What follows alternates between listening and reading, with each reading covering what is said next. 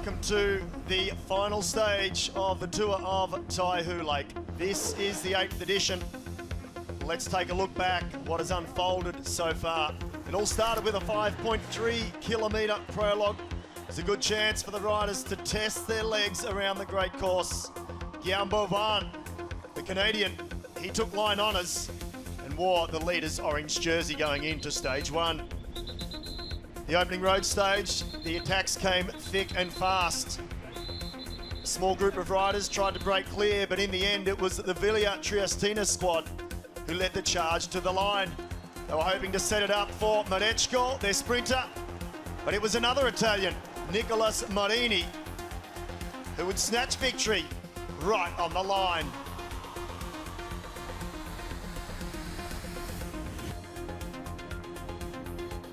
Next stage, West Taihu Lake. The rain came in and the riders were rugged up on the start. Brakes tried again to stay clear, but this time Marechko got the better of Marini and got his first stage of the 2017 edition. Wushang to Chanjing. Once more a day for the sprinters. Marini, Marechko head to head. Marechko taking 2 in a row.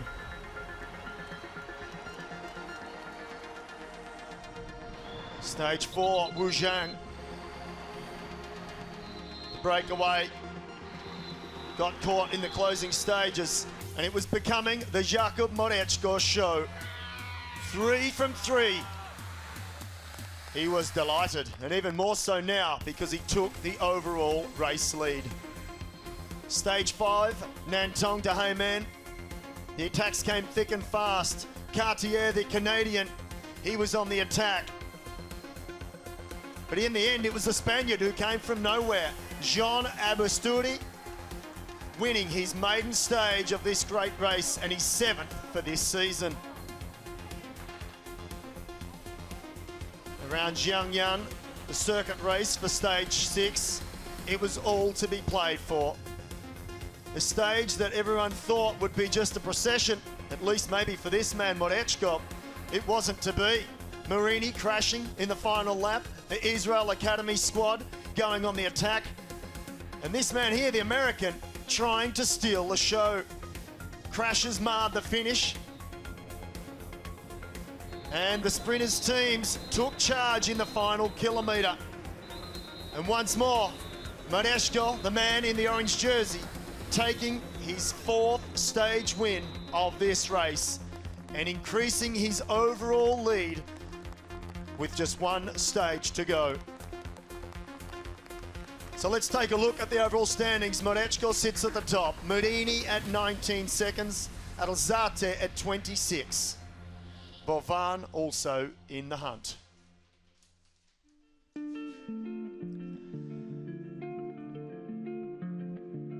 With the Yangtze River to the north, the stage city of Jerome is the southeastern gateway to Nanjing. Renowned as the Jinling Imperial Garden, and with just a population of some 600,000 inhabitants, they enjoy an exceptional lifestyle. With its open spaces, wetlands and park life, it's what draws the tourists to Jerome. But there's so much more to be explored in this beautiful area. With a history dating back to over 2,000 years, it has a rich cultural heritage. Agriculture, farming form a large part of the economy of Jerome. It's a way of life for the people who live here. They enjoy a tranquil lifestyle, preserving and protecting their environment, respecting the land that they live on, so future generations can enjoy.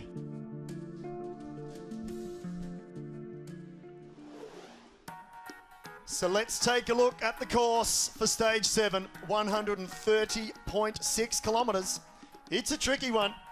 2 circuits to start off the stage, then they twist and wind their way past the Maoshan scenic area and on to the finishing circuits.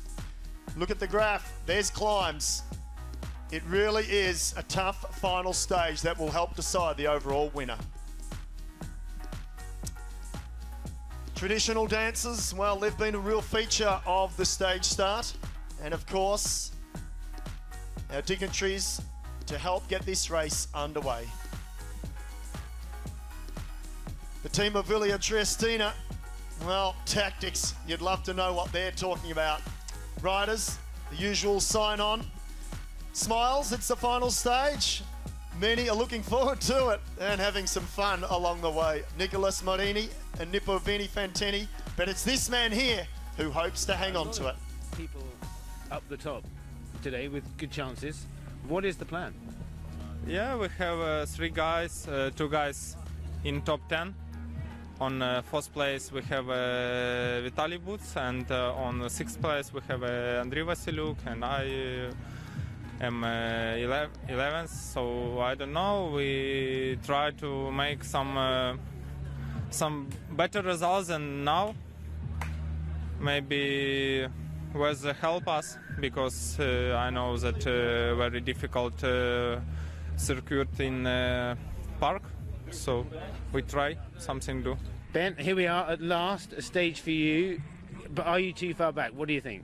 Yeah, it's going to be hard to with the GC. Marechko's got a lot of time, and even those next or third, fourth, and fifth, they're pretty strong riders and have a fair gap on me as well. So my focus today is just trying to win the stage, and if GC comes good because of that, then that's a bonus. But just go out there, go hard, and try and win, basically. Last stage, all to play for, and you're right up there. But what's the plan? The plan is, yeah, hopefully, well, first of all, we need to drop Marini and Maresco. It's a bit of an unknown how these guys can climb. I mean, obviously, Maresco's won this tour before with this stage, but he wasn't the last stage, if I remember correctly. So, yeah, it's all, we're ready for a big battle today. And, yeah, finally a little something to soften the legs a little bit, which we're not too unhappy about. But yeah, it's going to be, I think, a big battle with so many guys close on GC and some guys that are close that don't necessarily have a good sprint, so their only option almost is to try to get away. So I think it's going to be a pretty hard one. Completely different stage today, and it looks like it could be the decider, obviously. What is the plan for the team with Sergey out there? We're going to we'll race really hard. Some of these smaller climbs, especially kind of towards the end of the stage, it sounds like it'll be tough. So hopefully drop some of these sprinters, and yeah, if we can get Sergey to move up on the GC, that'd be awesome. So are you going to try and get somebody up the road, maybe one of the guys up there, Matt or someone like that, and see if you can join them and he can help you out towards the end?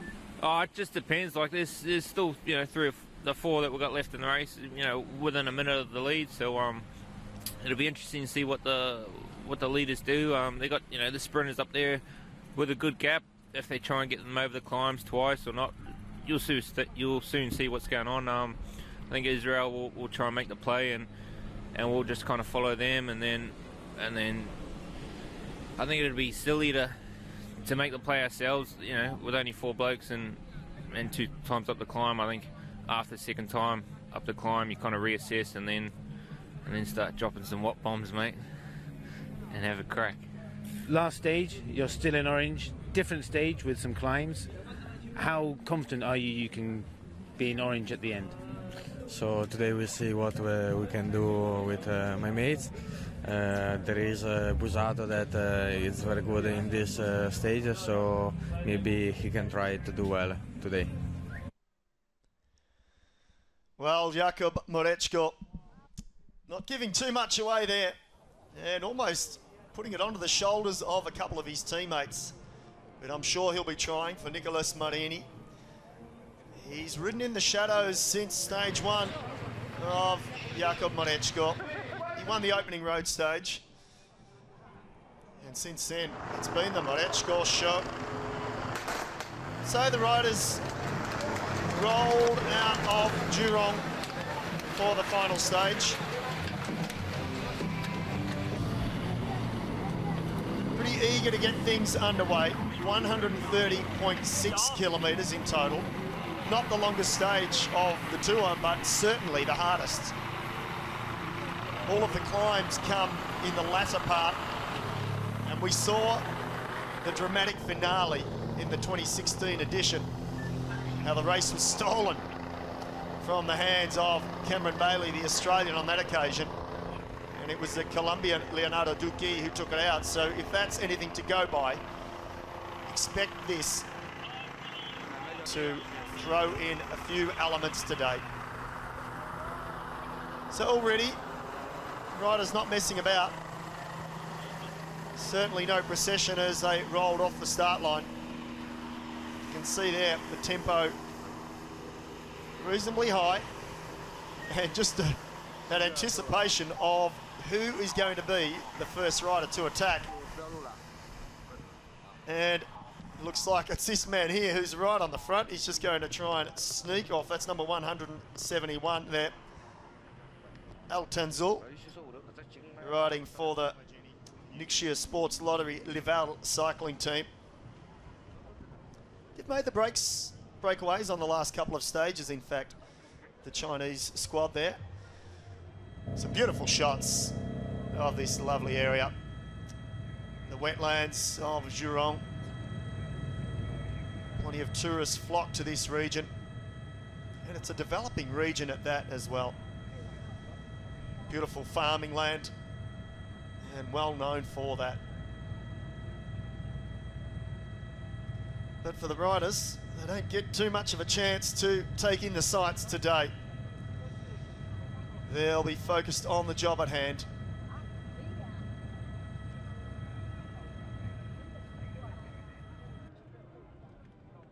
So, surprising almost that we haven't seen a serious attack in these early stages. And as I say that, we see another rider go on the move, and that looks, is it one of the teammates of the Laval cycling team on the move as well? Ukyo, the Japanese squad there in second wheel.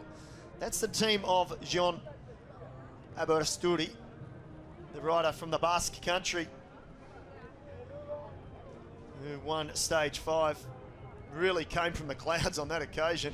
Gee, I had to look through my notes before we were able to work out who it was who'd won the stage, but it was a brilliant ride by Abasturi, and it's his 7th victory this year. The only Japanese squad in this year's race, and they've had some success. They'll go home a happy team, but the job's not done yet. And this Abasturi is about 10th, 12th wheel back there. Just wonder what he can do today. We know he can sprint, he proved that. But interestingly, he sits just 30 seconds off the leader's orange jersey. There's 50 odd riders that sit really within striking distance and can win this race. The organisers, well, they could not have asked for a better finale, having so many riders so close in the overall classification. Rider from the Hong Kong team now. They've had some success as well, and they'll be hoping to finish it off today with Chung King Lok.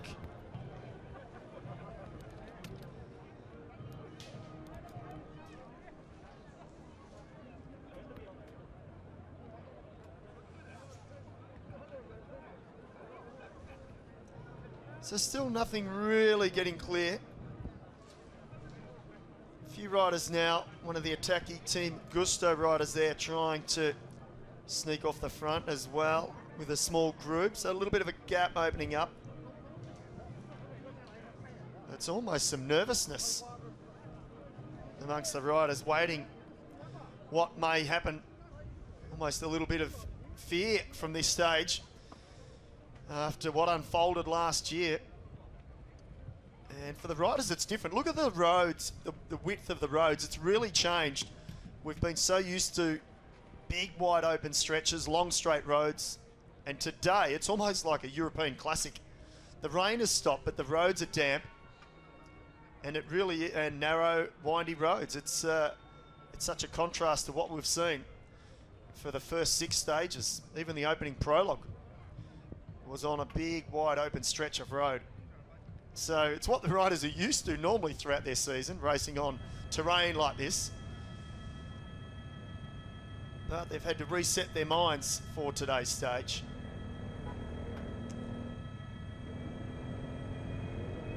The bird life there, enjoying the view.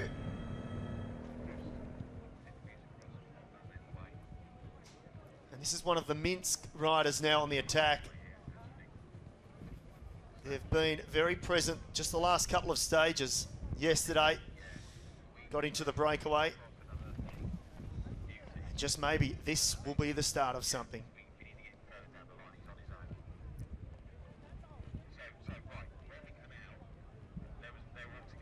Sunflowers on the left. Well, we could be anywhere in the world. So the Minsk rider here, trying to jump away. Commissaire waving him through. Small group of riders trying to come across. Looks like one of the United Healthcare riders there, and the Delco Marseille squad as well. Plenty of action still to come.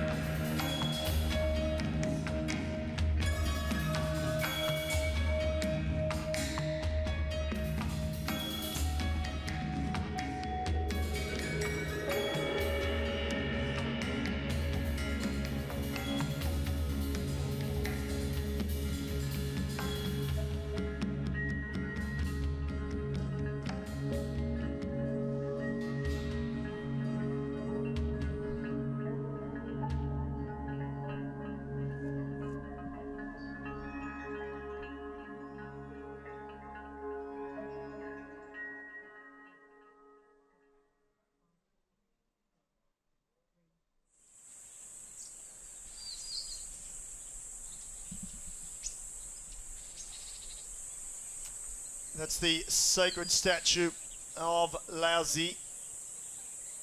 What a rich history of this region, dating back some 2,000 years. Well, the race is well and truly underway, and we could see here the first intermediate sprint of the day. A group of some 15 riders, many teams represented, a dangerous move here, and all of them going for that sprint. They're very wary that the bonification seconds count, and it was Itamar, the Israeli, that took it. 3 seconds to him, Mikael Reim, 2, and Martin Lass, 1. So they're the 3 riders taking the opening sprint points and seconds. The points really are irrelevant now because Jakub Morečko, he has that classification sewn up. So now we go to live pitches. And this is ahead of the race here, 70 kilometres to go. The gap is 1 minute and 38 seconds. 5 riders, broken clear. And there they are. Matthew Zenovic, in fact, is in there as well. One of the Jelly Belly squad riders there too.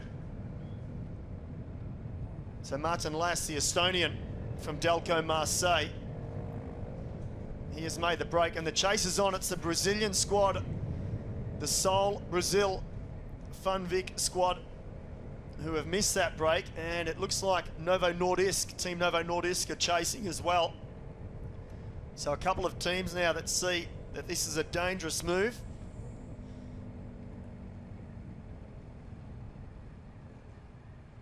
And so let's just recap these riders. We've got number 5, Martin Lass, the Estonian for Delco Marseille. Trails at the start of the day by 1 minute and 5 seconds. Number 23, Jetse Bol, the Dutchman. He could be a danger man. He trails by 53 seconds.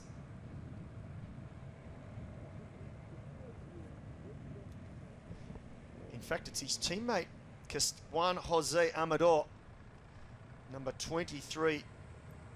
So it's a teammate of Jetse Bol riding for Montana Postobon team that rode the Vuelta a España this year. So he trails by 1 minute and 8 seconds. We've got number 133, the rider for Team Jelly Belly there, Mike Sheehan. Well, he's 9 minutes off the pace. So he's not a threat at all for Sheehan. So it's almost the wrong man for Team Jelly Belly to be in that move, but maybe they're trying to set it up for their leader, Sergei Techkov, who's just 30 seconds off the pace. So it may well yet be a good move. Anton Bushishkin.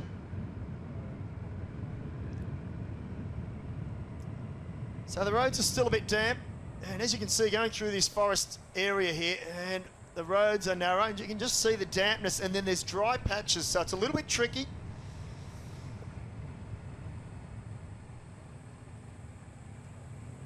So Johan Sobel, number 165 for the Minsk cycling team, just doing his turn at the front. Number 186 there, who's also in the move. That's Tsourtzakis, the Greek rider.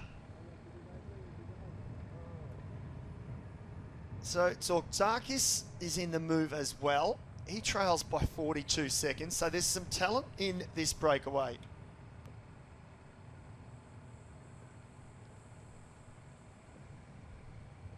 So 1 minute and 30 seconds. It's setting it up nicely, isn't it? With 68 kilometres to go. The hardest part of the stage is to come. Short, sharp little climbs. Twisty descents.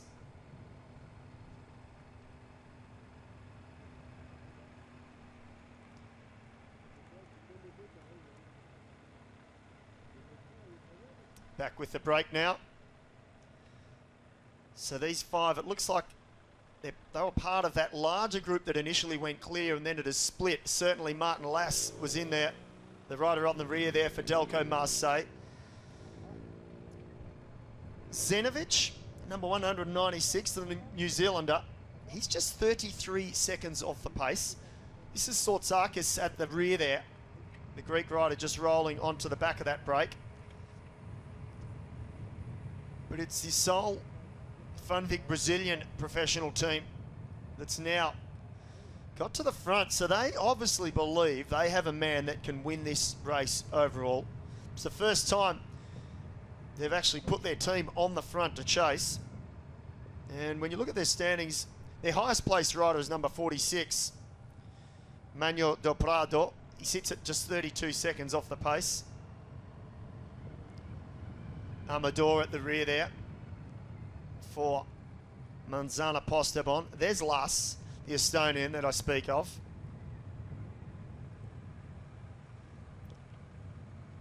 Last he won the Tour of Estonia in 2015. He's been fourth in a stage here already this week. So he's got some form, Lass. So Delco Marseille, they'd be happy with that, but he's 1 minute and 5 seconds off the pace. So he's not the highest placed rider in that breakaway.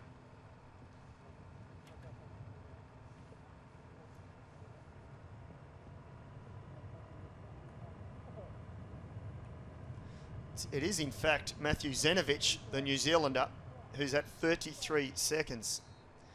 He's the highest placed rider.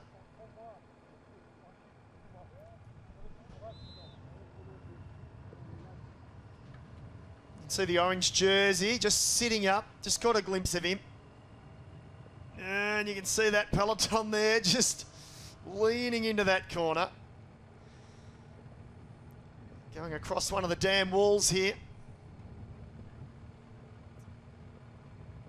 for the breakaway. Well, this is one of the biggest leads we've seen this week. The sprinters teams didn't allow too much leeway at all. 2 breaks throughout the week. Today will be a little bit different. In some ways, it's out of their control. This is Zenovic here at the back. He is the highest placed rider, 33 seconds off the pace. So he is virtual leader on the road as we speak. 66 kilometres, 121 is the gap. Tsotsakis, he is driving this group. He's motivated, the Greek rider.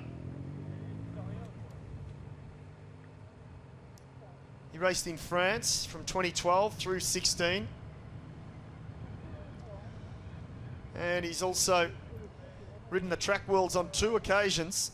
And he's a national road race champion in 2015. So plenty of talent in this lead group.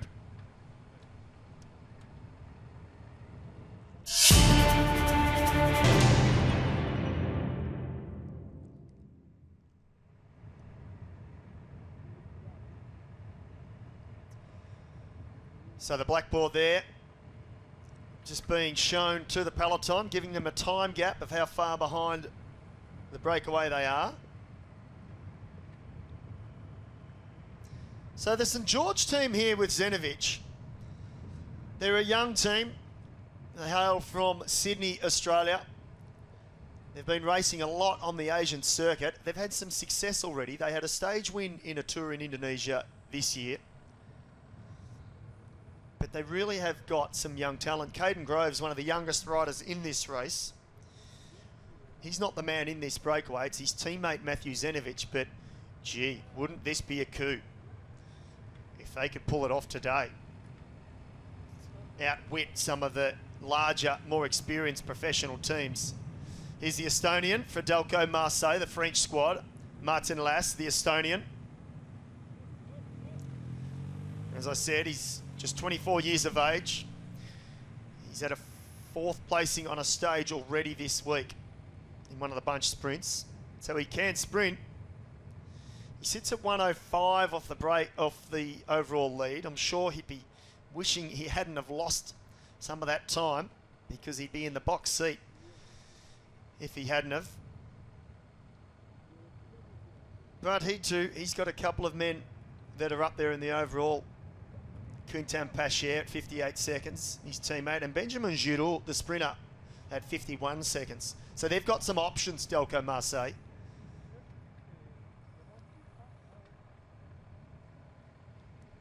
Must say, I'm surprised that Sol Brazil doing all of the pace setting. No one else really keen to help them.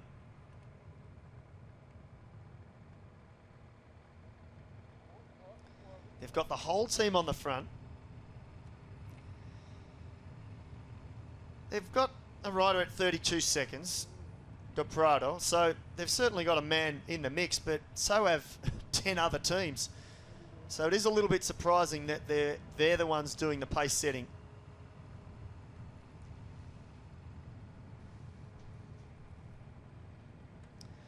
There it is, Las, Amador, Sheehan, Sobal and Tsotsakis. Sheehan is right off the pace. And Zenovic, of course, the New Zealander.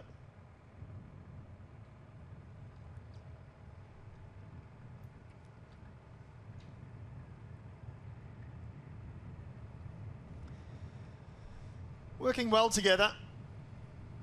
These 6 riders.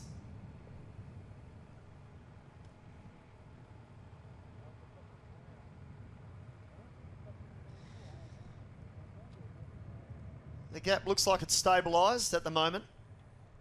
It's just sticking around that 130 mark. Look at these roads here. So different to what we've seen for the opening prologue and the first 6 stages. There's barely a straight stretch of road. It is good for a breakaway in that respect because out of sight, out of mind, out of sight. And that's exactly what they are. You only need to get 20, 30 seconds up the road and you can be gone and out of view of the peloton. And with the wet roads, or damp roads at least, it's advantage breakaway. It's a lot easier for a small group to negotiate these corners, descents, rather than a large peloton like what we're seeing now. Even though the tempo is being set by Sol Brazil, it is a lot easier for these 6 riders to negotiate the tricky corners.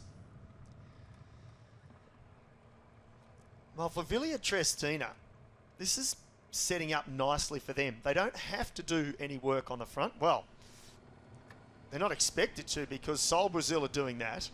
They've still got the leader in the race, Jakub Morečko. He holds a 19-second advantage over Nicolas Marini. You can almost, I think, fair to say, take Marini out of the picture today. I can't imagine he'll climb with the best. But Morečko, he's ridden Grand Tours before, so he's got some climbing ability.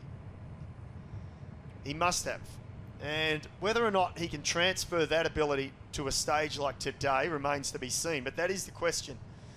He's effectively got a 32-second advantage of the next best placed, Mikael Jerome,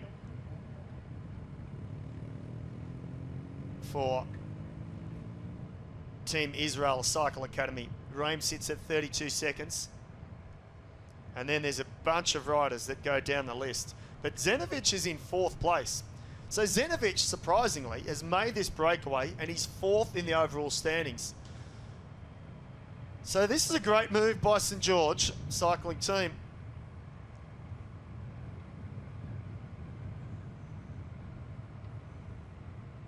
And the Israel Academy team, you can just see there, directly behind the Brazilian squad there. So they've lined up right behind. Back with the break. Working well together. Tsotsakis, the Greek rider, just swinging off on the front there. He's in the pink and black colours.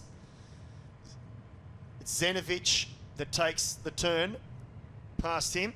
And then Amador, the 19-year-old Colombian. He's just had 14 race days this year, Amador, for Manzana Postobon. Hard to spot these riders. We've got 3 riders in pink colours in this break. So I'll rely on the numbers. You can see Zenovic at the rear here. And Tsotsakis, who's fairly solidly built rider, is in front of him. And then it's the Colombian, the 19-year-old.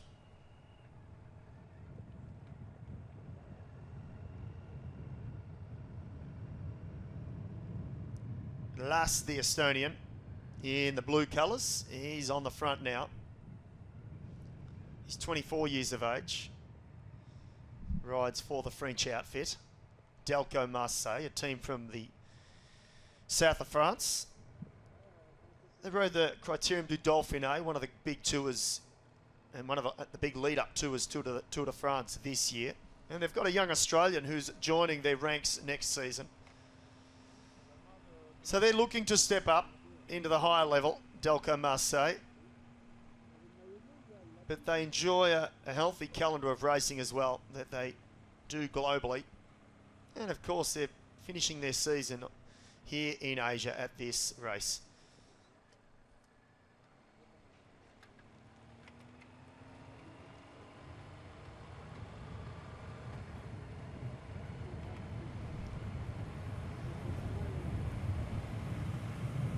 There's Zenovic, the New Zealander. You can see he's got that rubber glove on his right hand.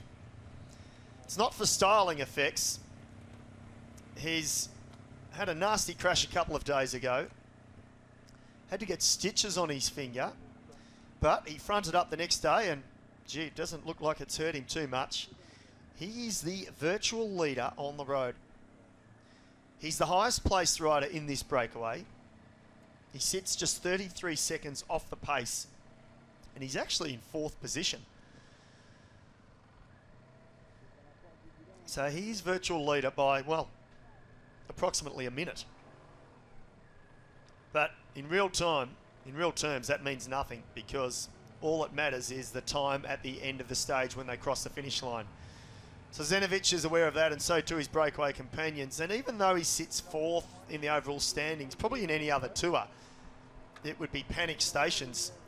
But there's a handful of riders that are sitting at 30 seconds.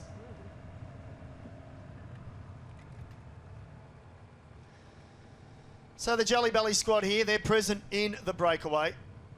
And one of their men yesterday, Taylor Sheldon, gee, he almost stole the stage. Let's cross to an interview with him earlier today before the start of the stage.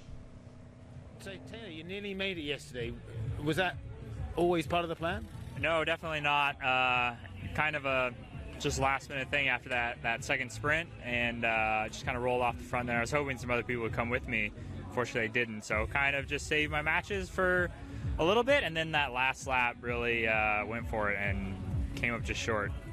Did you think you were going to make it at one point? I mean, what was going through your mind? No, I didn't really think there was a chance until, I mean, with the last turnaround with like 6K to go, I was like, oh, maybe, but the headwind, it was just too much that it was always inevitable that I would get caught, unfortunately. Well, Taylor Sheldon there, he really did set the race on fire. And just that little vision there we saw of him just about to be caught on the other side, and you can just looking at this break for a second, just around that corner there, you can just see really timid was Matthew Zenovic going through that corner, just lost a few lengths. So it just shows just how tricky this stage is, and the roads, they're just still a little bit greasy, a little bit slippery. It rained all night through the evening. It stopped before the stage start, but the roads are still damp. It's quite cool out there as well. But back to Sheldon, the American, he crashed during the stage as well. So he got himself back up, rejoined the peloton, and then went on the attack with just over a lap to go and almost stole the show. Gee, it would have been a memorable victory had he have claimed it. But nonetheless, he's back in the peloton this morning, and his teammate, Michael Sheehan, has taken one for the team. He's in the breakaway. He's 9 minutes off the pace, so Sheehan is way outside. He cannot win the race overall.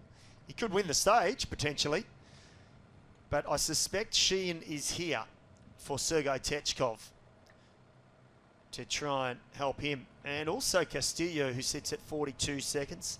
So they've got a few cards to play, Team Jelly Belly. Their sponsor, they've been around a long time in professional cycling, and they are actually America's longest running team, sponsored team. They love the sport of cycling. And just look at the mountain range here that sits around Jerome. That is what awaits the riders. Some tough little climbs. They're only short, but it's enough to split this race apart. But it really is a beautiful area and a great setting for the final stage. Back with Sol Brazil, professional outfit, still leading the peloton. And they're just maintaining that, well, they're holding that break to this margin of 1 minute 30 seconds.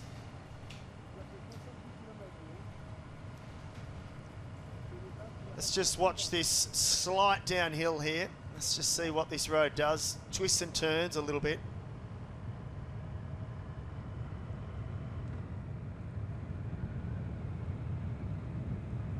I wonder how the legs are feeling for some of the riders. They've barely gone uphill. They've barely gone up 1% for the whole race. And now Today, it's a different story. It really can throw the body out of whack sometimes. It takes a little bit to get used to it. On the Grand Tours, when they have a week of flat stages and then a rest day and then they head into the mountains, normally the teams on the rest day will actually go out and ride up a climb and ride hard. They'll actually do a normal race effort to get the body and the legs used to the climbing. The riders don't have that advantage. Here we see some of the old architecture of Jerome and the surrounding areas. The beautiful Buddhist statue there, the sacred statue Laozi.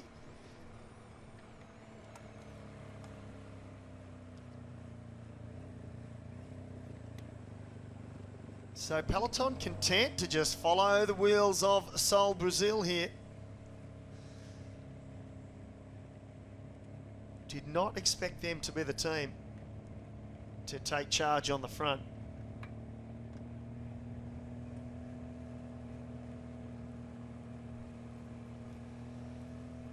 Another team who I'm interested to see what they can do today. They've only got 3 riders left in the race, but don't be fooled by that. It's the Eritrean national team.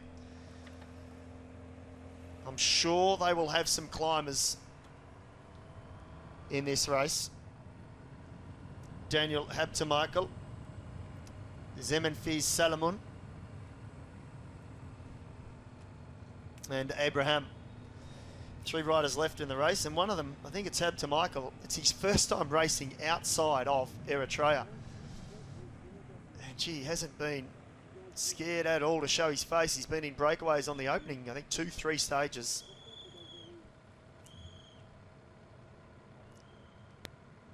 Riders now crossing a narrow bridge. Interesting to see. You see what I mean by when I say it's a lot easier for a small group of riders to negotiate these roads, and across bridges like that, when it bottlenecks, the peloton shrinks right down. There's the danger of crashes, and then these tricky descents here. Look at this. This is something we haven't seen all week. Very narrow here. Roads are still wet.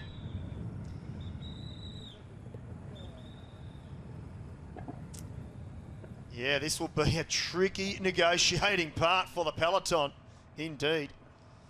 You can see even the 6 riders just losing a few lengths on the wheels. Back onto the main road. Great course design, though, for today's stage. 2 circuits at the beginning. And then they twist and wind their way to other circuits. Do 2 laps of that and then back towards the finish line. Good crowd building at the finish line.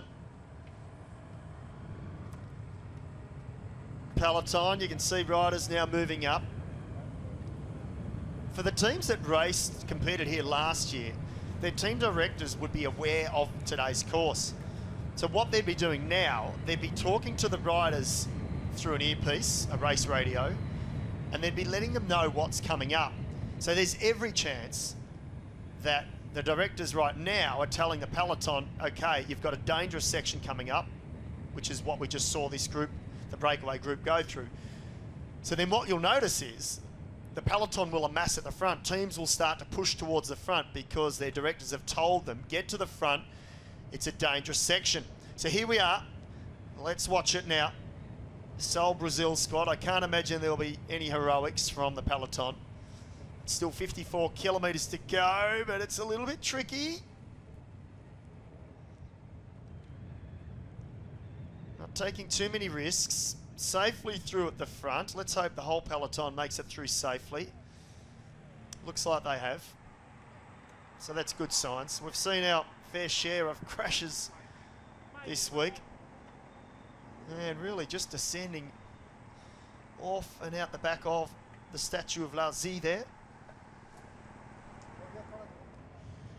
Alexis Cartier, the Canadian, he was the worst off yesterday. And that was a shame for him because he's had a good tour. He's lost some time, and I think he lost most of it yesterday on yesterday's stage with the crash. He was frustrated at the finish with a couple of riders that he thought may have been riding too dangerously that caused him to crash. his teammate Ryan McAnally, who was second on the opening stage, he withdrew as well a couple of days ago. Really knocked his knee in a crash. So we're coming towards the second sprint of the day, which comes after 77.2 kilometres. Now, you would think Zenovic will be the man that will go for this. As I said, he's the highest placed overall. 33 seconds off the pace, but Zorzakis sits at 42. So it'd be important for him to go for the sprint as well. Zorzakis opens it up. Zenovic looks like he's not interested. Zenovic is at the back, but Zorzakis and last, the Estonian. Oh, tight on the line. A little bit of a laugh from both guys. It's serious business, but they're having a bit of fun with it. Well, I couldn't pick it from that shot. So here they come now through the finish line in the opposite direction to the way that they will finish. And they head out now to do 2 extra laps. So past the outside broadcast area. There's Bovan on the right of the picture with the tape around his left leg. The Canadian who won the opening prologue. Bovan is in a good position. He is just 26 seconds off the pace. So Guillaume Bovan is in a good position as well.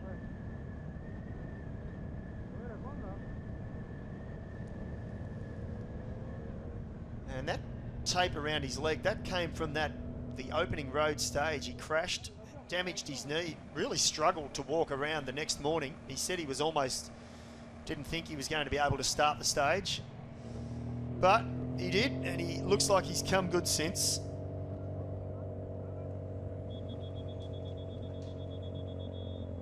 So the riders now approaching the finish line area. Not for the finish, of course, but they will pass through here. Good crowd amassing at the finish line for the final stage of Taihu Lake. It's the 8th edition. Been some great winners over the years. And you can see there that long straight stretch past the podium where the winner will be declared in a little over an hour. But there's a fair bit of racing to be done. The hardest part of the tour is to come now in the next 50 kilometres.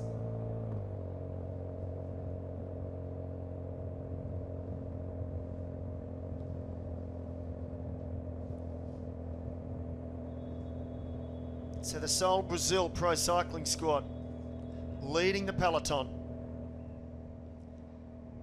The gap is just not going anywhere. It's not really going up, and it's not dropping. They're chasing hard. They're really trying to eat into this lead, but they can't at the moment, and no team is willing to help them. I think the other teams have called their bluff. And from Monechko, he's settled nicely in the middle of the pack towards the front. Still in the lead. He's not in the virtual race lead. That goes to Zenovic. So let's take a look at the replay now of the second intermediate sprint. Gee, it's hard to pick from there as well. I think it could have been Zorzakis, the rider in the pink. No, it is in fact Martin Lass who's taken it out. So he takes 3 seconds, Zorzakis 2.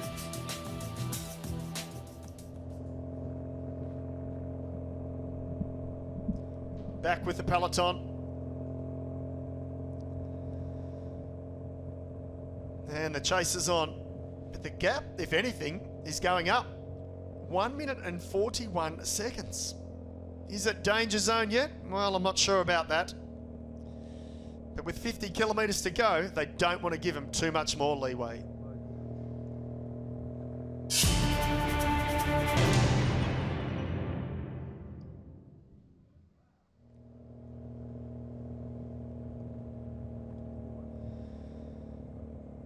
So the breakaway now, Zenovic, surprised he didn't go for those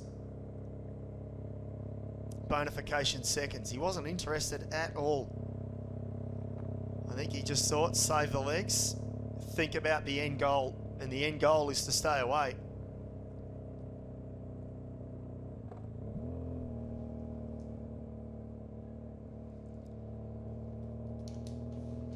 The Minsk rider there, Sobel, just 49 seconds off the pace. So he's in a good position as well. And his teammate Anton Muziskin at 34 seconds. So another team, well, in fact, they've got 3-4 riders high up in the classification. Stanislav Bazku as well, who was in the breakaway yesterday. He's just 44 seconds off the pace. United Healthcare rider there, blue jersey, putting a hand up, needing some assistance, either a flat tyre or collecting some water bottles for teammates.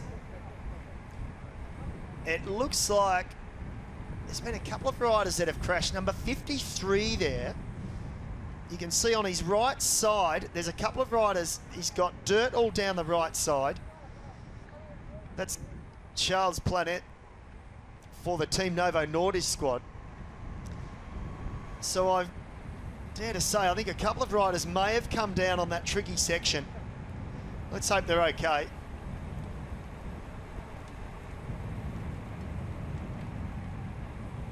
So the Sol Brazil squad now just sitting up a little bit and the gap creeping up. 1 minute 49.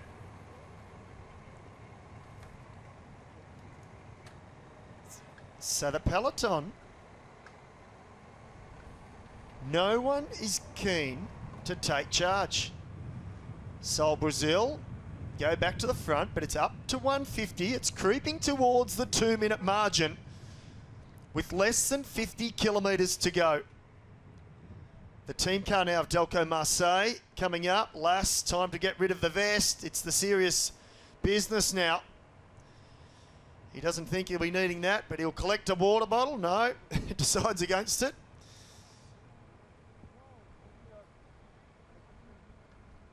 Now he takes one. Zorzakis gets rid of his vest as well to the Delco.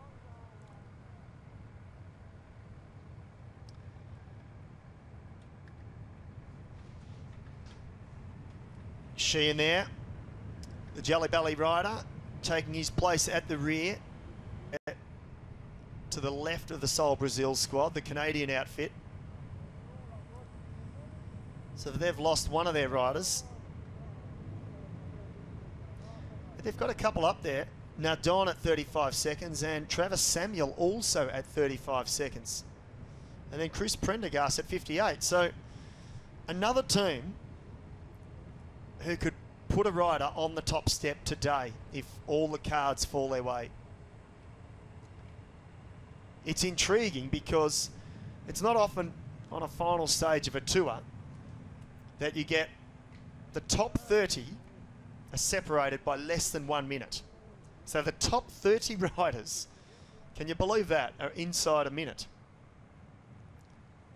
The top 10, 39 seconds. And the man who sits at the top, Jakub Mareczko, with his 4-stage wins, that's given him 40 seconds of bonifications. So 40 seconds has been deducted from his overall race time because of the stage wins. So if for some miraculous reason a rider was to finish on the same time as Mareczko by day's end, so if a rider did manage to win the stage, gain some time, and managed to finish on the same time as Jakub Mareczko, I still believe Mareczko would win the race because it would go on a count back of stage victories, and then it would go on a count back of highest placing on stages. So Mareczko would still win the race. But gee, that's really jumping ahead of myself. I think there's so many things can happen before we get to that, but it's possible because this race is so tight. And professional racing in the last decade, even in the Grand Tours, we've seen Grand Tours after 3 weeks of racing through flatlands, through high mountain peaks, individual time trials, it's been less than 30, 40 seconds in a race like the Tour de France and the Giro d'Italia, the two biggest races. So it's quite possible that we could have riders finishing near or close to being on the same time by day's end. So other teams now amassing towards the front. They know it is the nitty-gritty end of the race.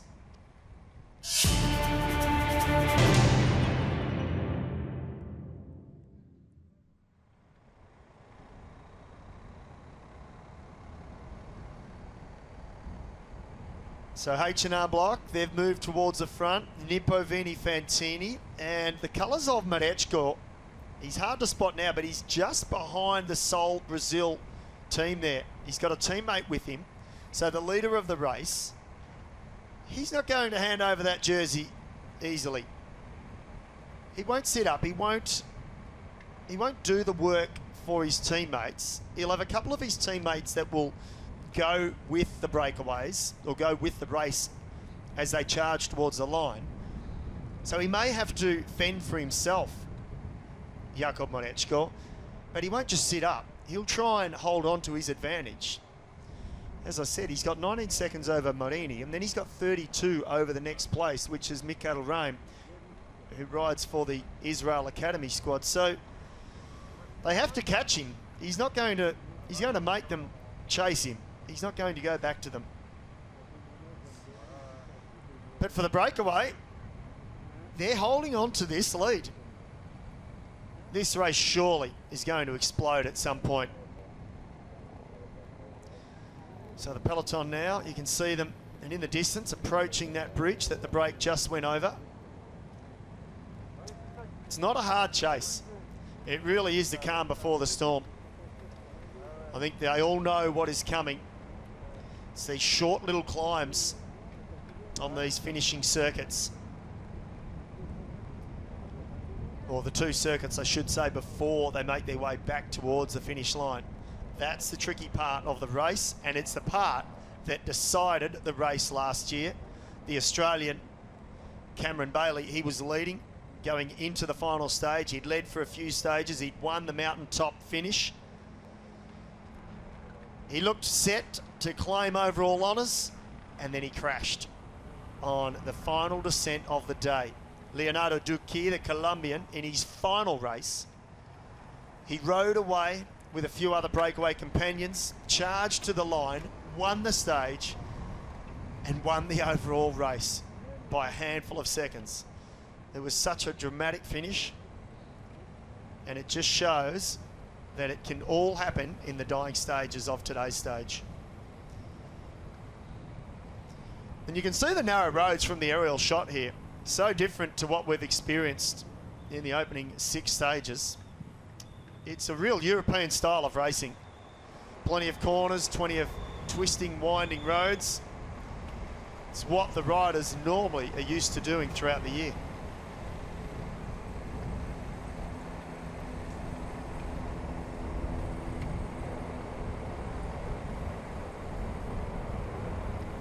And with the way the stage is unfolding and the course route, with that lead that the breakaway have got, they're well and truly out of sight of the peloton. So it's good for them. So just one rider, it looks now, of the Sol Brazilian squad on the front. And that's your 6 leaders. Las, Amador, Sheehan. That's Zenovic there. That's Sheehan, Sobal, and Zordzakis, the Greek rider. That's Las in the blue colours. Zordzakis there in the pink. Amador. And Sobal, the rider for the Minsk cycling team.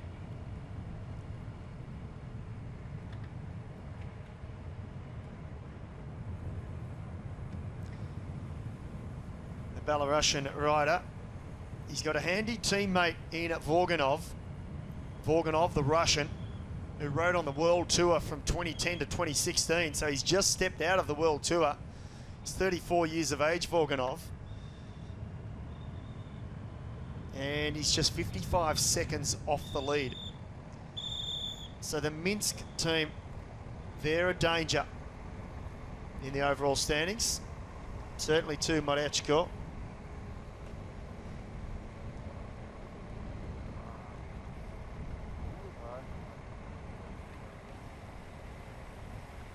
The rider in the blue colours there, that was Jerome.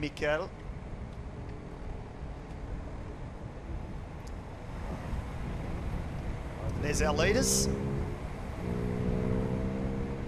Still holding that margin.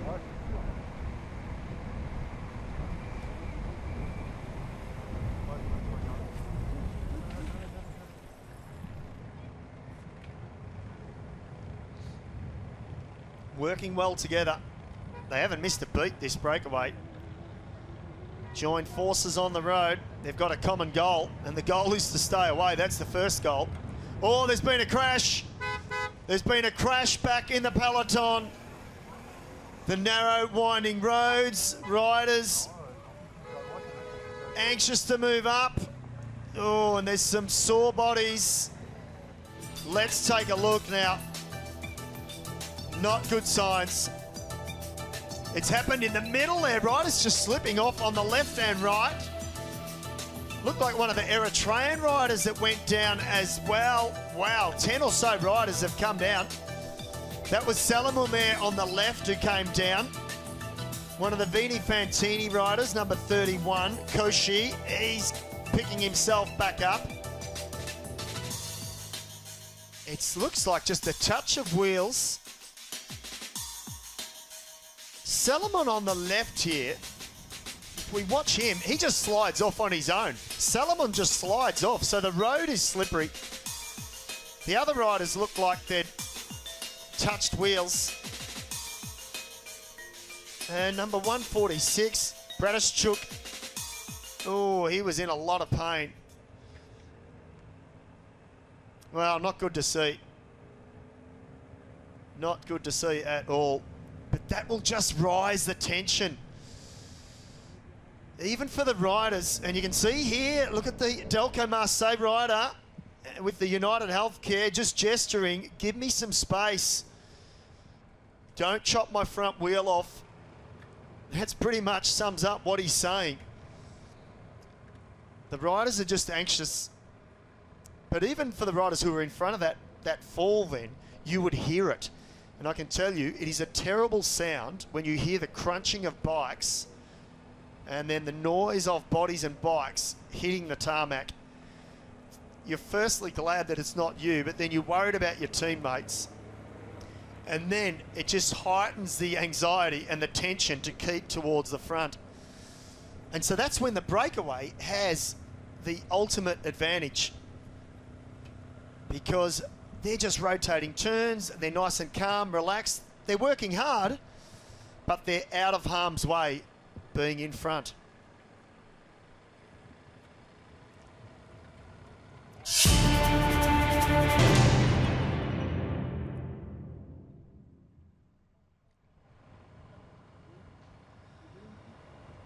So these 6 leaders, no trouble for them worrying about crashes. They probably haven't even heard of what's going on back there. They'd know that someone's chasing. The gap has come down now just in the last few kilometres. It did get up to 1 minute and 50 seconds, so it's down to 1 minute 20. Zorzakis here, the Greek rider. He's quite a versatile rider, Zorzakis. Races on the track. He's done 2 World Championships on the velodrome. And he's been a national champion of Greece as well. So he knows how to handle himself. She in there, the American, for the American squad. Lass at the rear for Delco Marseille, the Estonian.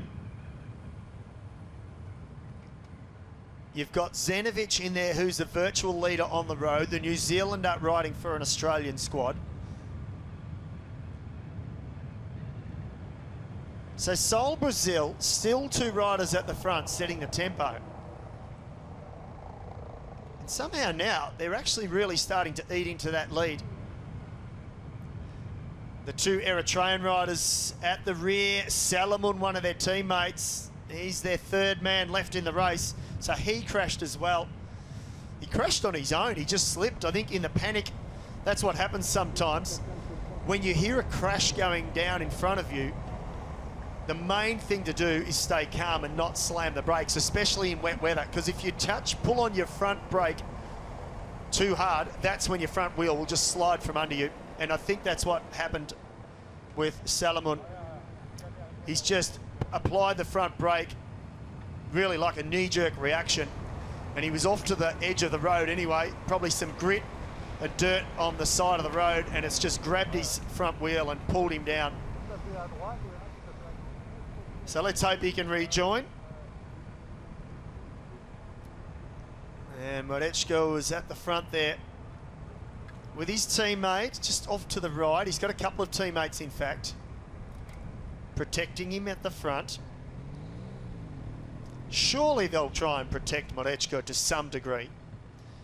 At the end of the day, he's the man who's got the advantage over everyone else. He's won this race before, 2015, and he's now got a tally of 14 stage wins. So why not go for the overall win today?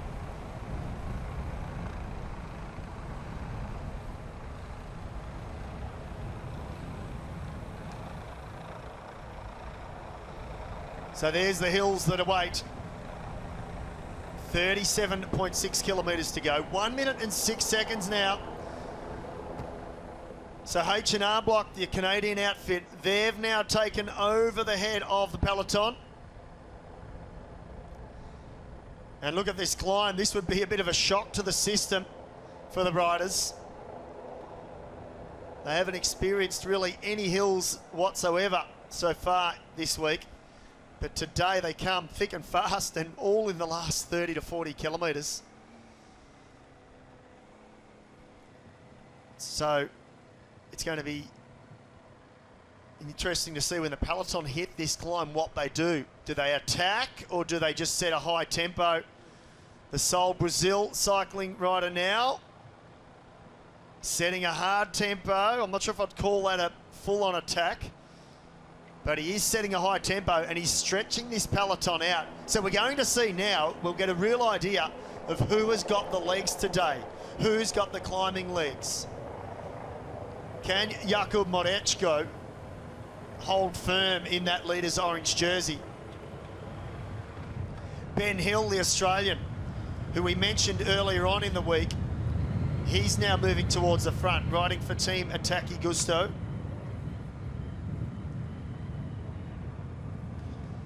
And you can see at the rear of the peloton now, the damage is being shown. Riders are getting dropped. That's a teammate of Hill there going off the back. A couple of teammates, in fact. Nicolas Marini in the green jersey. Marini is getting dropped. So the rider who sits second place overall, it was expected. He is a purist sprinter, Marini. And today is not suited to his characteristics. And there's proof of that. And this is Cartier, the Canadian, who's been the most aggressive rider so far in this race. He's crashed yesterday. He's got some mechanical issues today. So he's had a little bit of bad luck, the Canadian, the last two stages. Guillaume Bovan, the Canadian, he's up at the front, riding for the Israel Academy squad. So Bovan looks comfortable. So too does Hill in second position there. And this is Vitaly Butts now leading, a 30-year-old Ukrainian. He's a national road race champion, so he wears the national road race champion jersey of Ukraine. And Butts is credentialed. He rode on the World Tour from 2009 to 2010 for 2012 with the World Tour squad at Lampre, the Italian outfit. So Butts is a serious contender today. He's just 26 seconds off the lead. But so he's in a good position overall.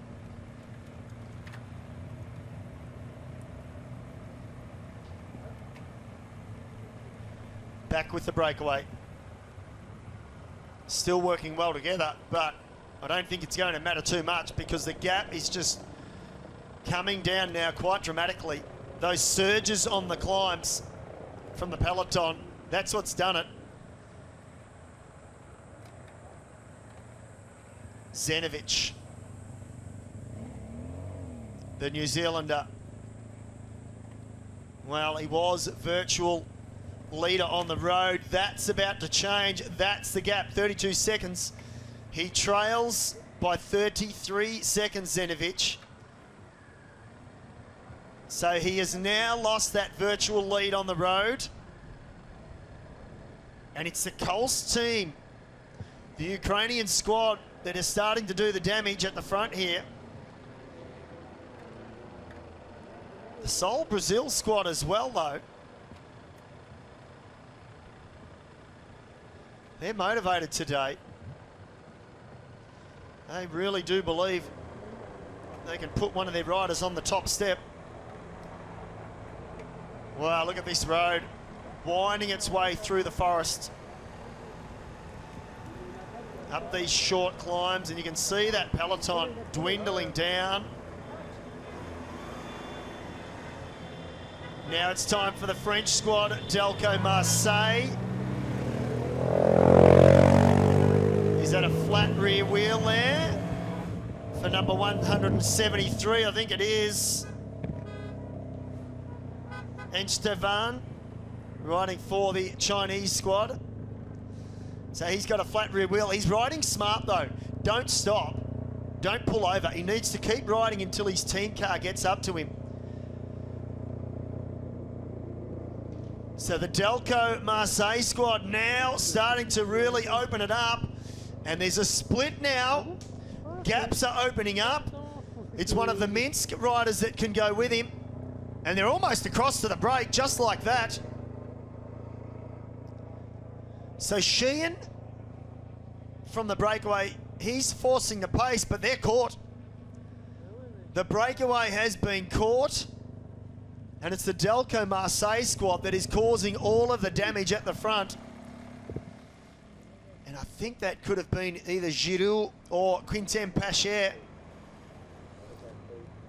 The two Frenchmen, both trailing by under a minute.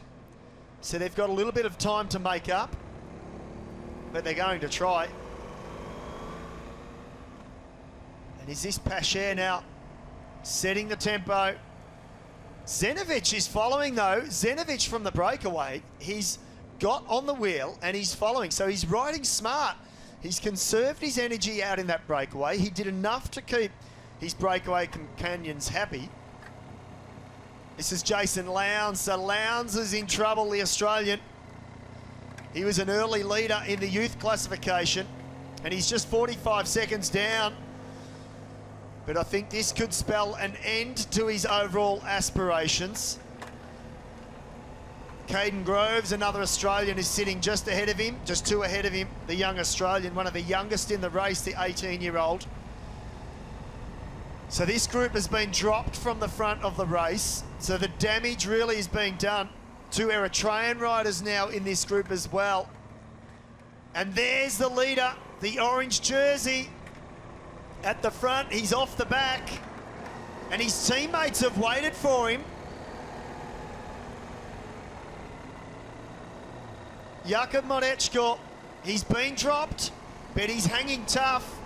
He's hanging in there, Modečko. He's not going to give up without a fight.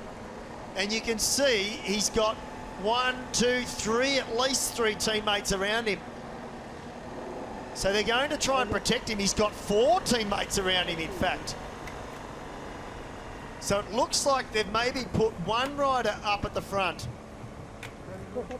Now that would either be Giuseppe Fonzi, who finished 4th last year in this race, or potentially Jacopo Mosca. But they've kept 4 riders with him. I'm surprised. So they are committed to helping their leader After all, he wears the leader's jersey. 33 kilometres to go. Is it a gamble? And will it pay off for Villa Triestina? You can see the riders leading. They're a little bit timid going through these corners. They know what can happen. One slip of the wheel and your race can be over. So they need to be cautious.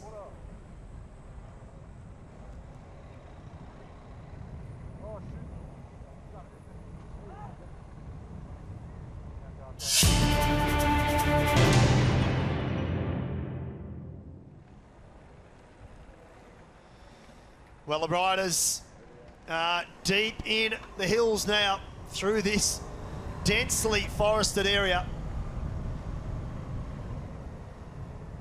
It's a beautiful part of Jerome, but it's tough terrain for a bike race, and we're seeing that now. This is one of the Japanese team riders who've gone on the attack with one of the Colombian Manzana Postobon squad, and Zenovic, the New Zealander, is still out in front. Zenovic is riding a really smart bike race.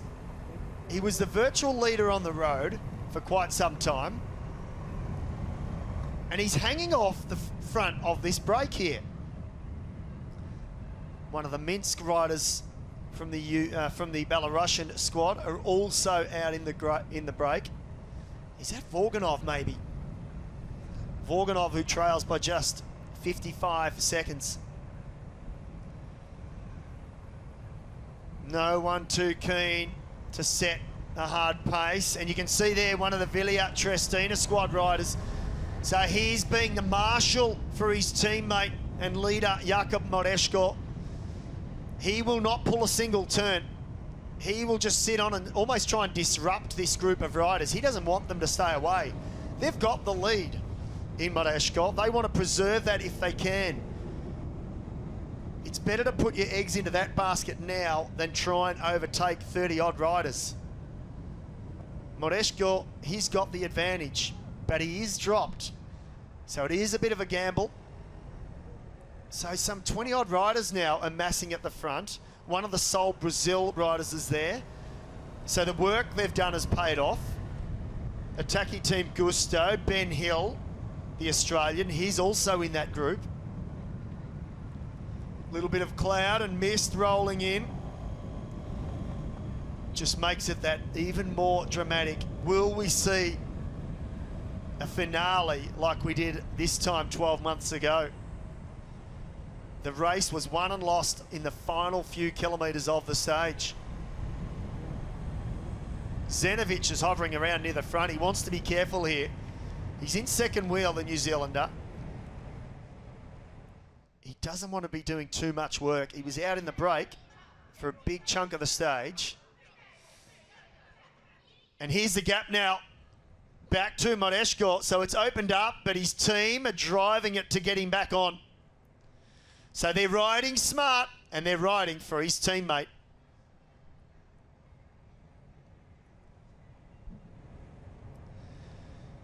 There he is in fourth wheel. The young Italian. And three teammates now rotating turns, so they know what they've got to do. They haven't panicked. They've waited for him. His closest danger, Marini, is dropped. He's well behind him. So he's out of the picture. So he's got a 32-second advantage at the start of the day. And it just looks like they're going to bring Moreško back up on equal terms with this lead group. But they will know that he is dropped, and they will try and force the pace ahead here. And it's the Colombian outfit of Manzana Postobon who are trying to do that.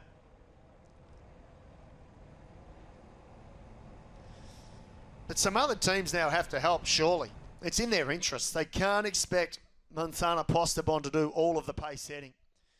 Any team here that has more than two riders at the front, they need to sacrifice one rider and get on the front and do some workload. because you can see the gap is closing right down. Right at this point, Marechko is still in the lead virtually because he's got 32 seconds on the next place rider, Jerome, and the gap is less than that. So Marechko is still in the box seat, even though he was dropped. I can see Guillaume Bovan in this front group as well. Jonathan Clark, the Australian for United Healthcare, the American outfit. He's back in about 10th wheel in the blue colours, you can see.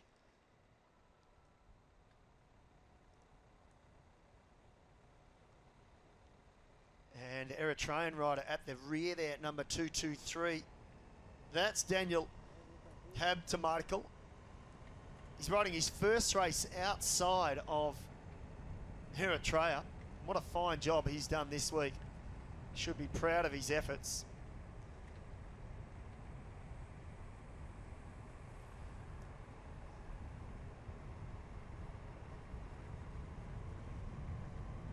This is the head of the race.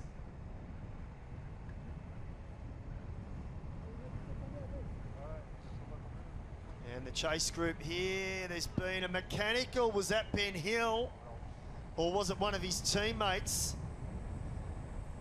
Because that rider that stopped on the side of the road, they've come from the front group and it was an attacking team Gusto rider. So it may well have been Ben Hill. I think it may have been because I cannot see him now in this front group. Oh, so that could not have come at a worse time for the Australian being in the front split. And now he's ended up behind the second group on the road and the race is on. No one will wait from here on. So he's going to have to chase and potentially on his own. On the climbs now. Every time they go up the hill, the Villa Triestina squad will have to stop chasing hard because otherwise they'll drop their main man, Jakub Marechko. So they need to just try and ride at his pace, at his tempo. When they get over the hills, then they can up the ante and try and drag it back. So let's try and get another quick look now at who this rider is. I'm sure it's Ben Hill. We don't get a look at his number, do we? Well, it certainly is an attacking team Gusto rider. He's got his head turned over his bike trying to get his chain untangled, but I am sure it's Ben Hill. Well, that's a real pity for him and his team. They've done everything right so far this week. So it's the Manzana Postobon squad now really driving this break or this split. I wouldn't call it a breakaway, it's just a split in the peloton. It's a select group.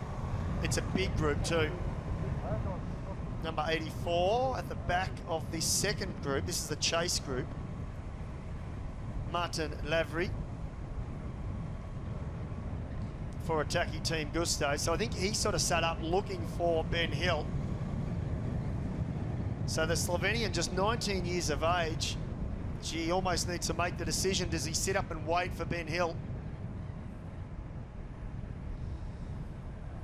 Because Hill just trails by 34 seconds. Lavrick is at 1:15. He really should sit up and wait.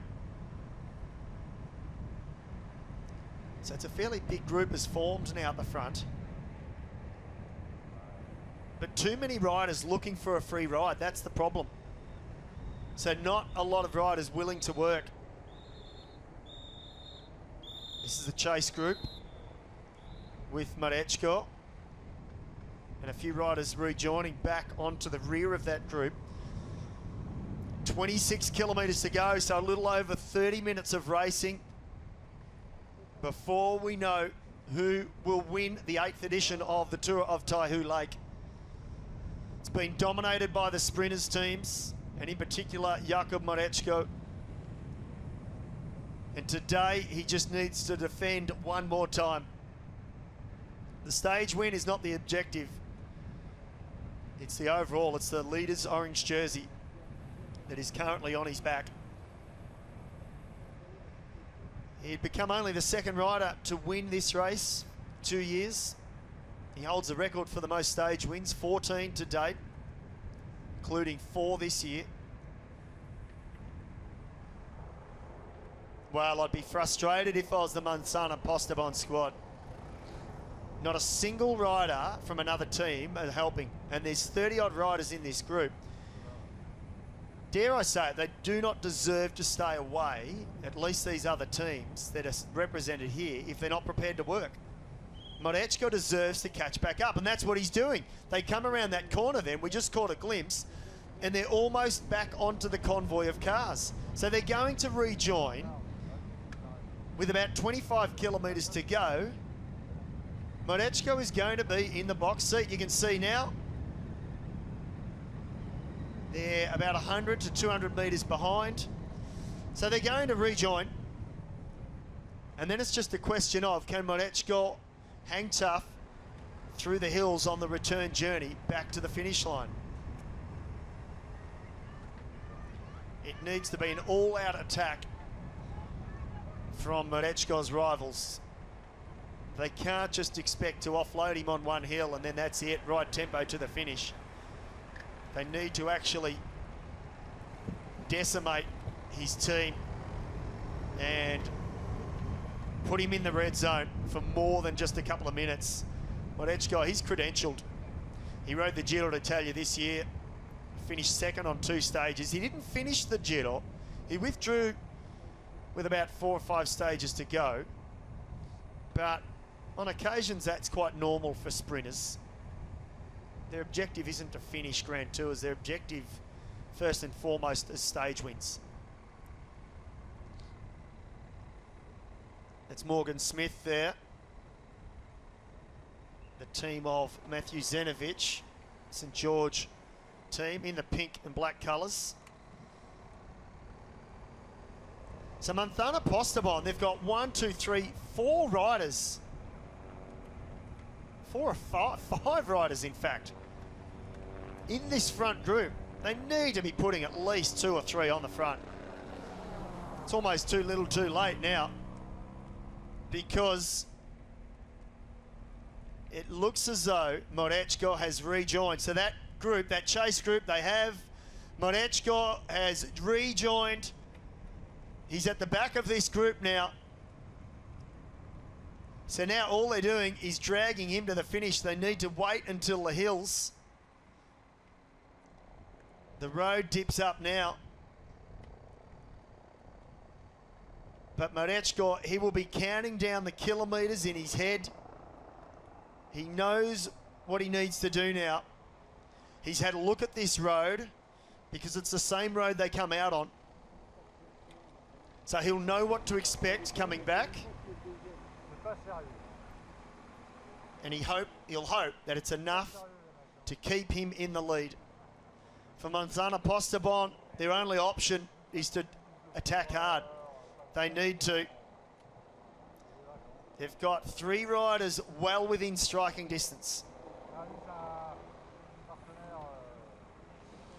Morechko is hanging in there. You can just see him at the back of this small peloton now.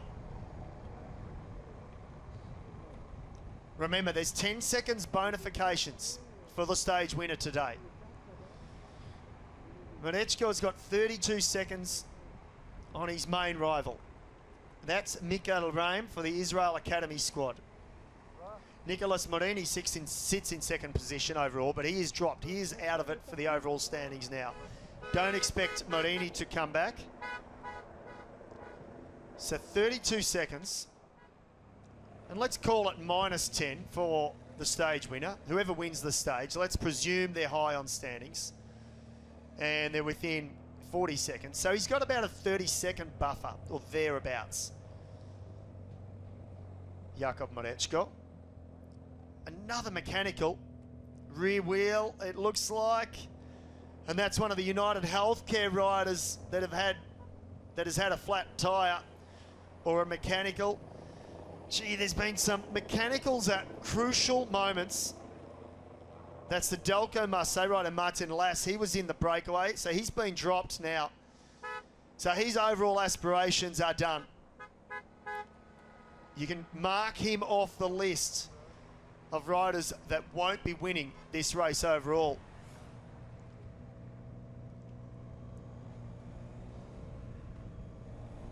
So Manthana Postobon squad, they're now absolutely drilling it at the front. They're taking charge of this race. They're not waiting. They don't care that Marechko has made it back. They are just trying to make this tempo as hard as possible, but they need some hills. They need some steep inclines to drop Marechko and the other sprinters.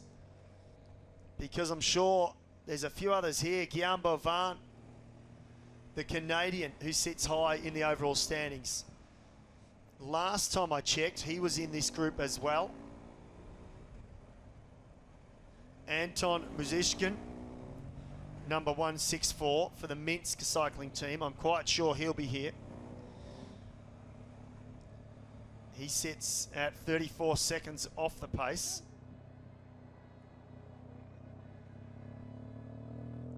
So here we go. Gap opening up.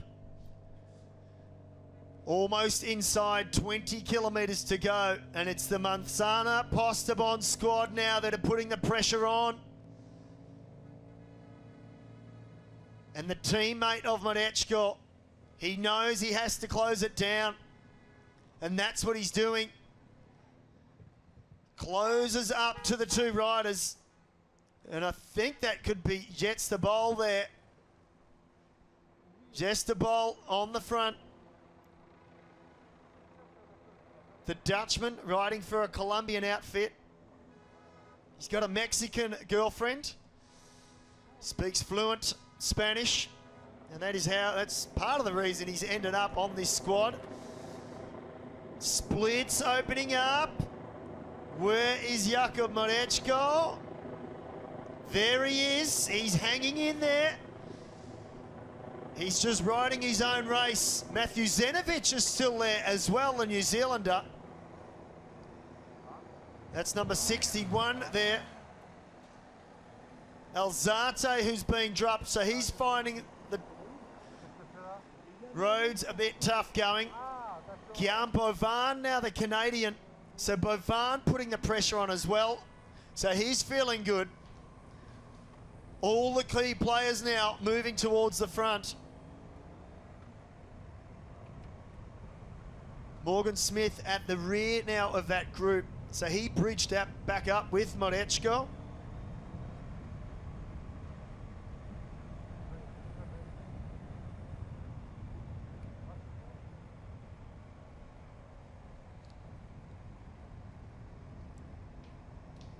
Less than 20 kilometres. Plenty of attacking is going to happen before we reach the finish line. I'm quite sure about that.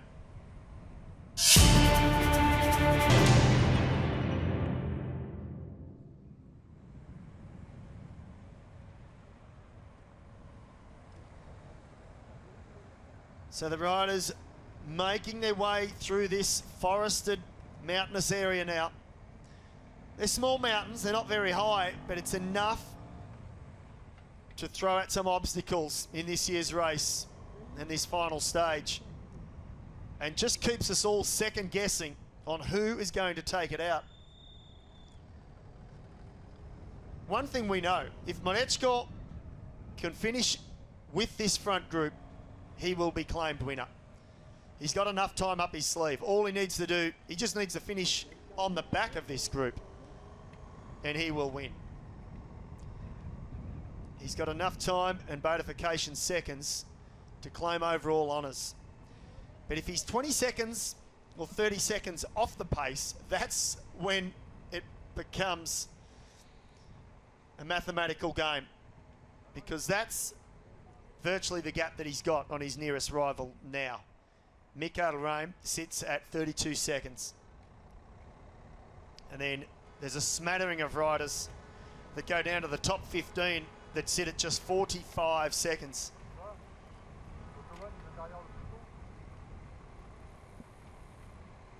Suggest a bowl there. On the attack, Amador, his teammate at the rear, There's Zenovic. And also Daniel Habtemichael. The Eritrean rider looks comfortable. It's his first race outside of Eritrea, and he's in the front group.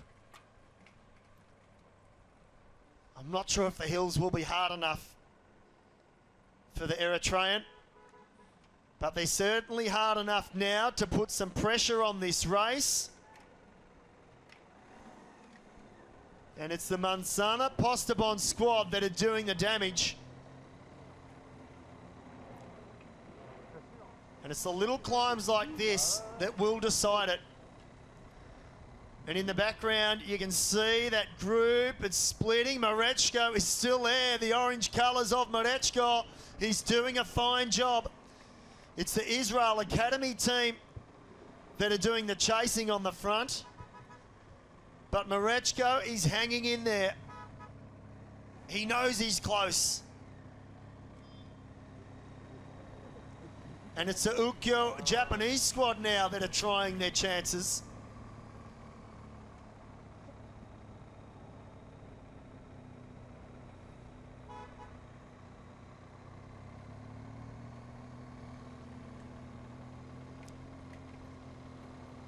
So plenty of counter-attacks now.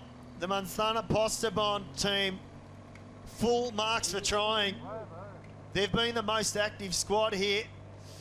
Now we see a couple of splits in the background. I keep looking back because I'm trying to see the colours of Jakub Marechko, that orange leader's jersey. And it looks like now he's just being gapped off. He's in this second group, there he is, but he's close, he's still close enough. And he's still got two teammates that are helping him. They're setting a tempo, and that's what they'll do. They'll just try and ride at a tempo that will suit Jakub Marechko. The blue jersey there of Mikael Reim, so he's getting dropped as well. He's the nearest rival to Jakub Marechko, so that's good signs from Marechko. But it may well be someone else in that group that is going to cause the big damage. Higuita, this is Higuita Garcia for the Mansana Postobon squad. He's at 52 seconds. Here is Marechko. And a couple of the United Healthcare riders there as well. Sebastian Hayedo, the Mexican who is in that group. And I think it might have been his teammate Clark that is there as well.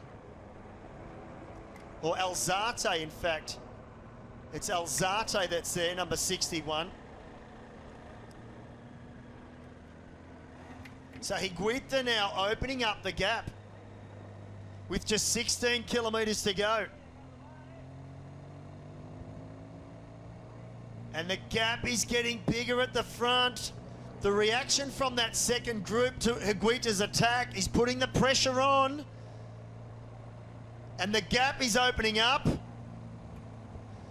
He needs to take some risks here, and he's trying to. Drifting out wide, leaning into the corner. He's prepared to take a gamble, Higuita.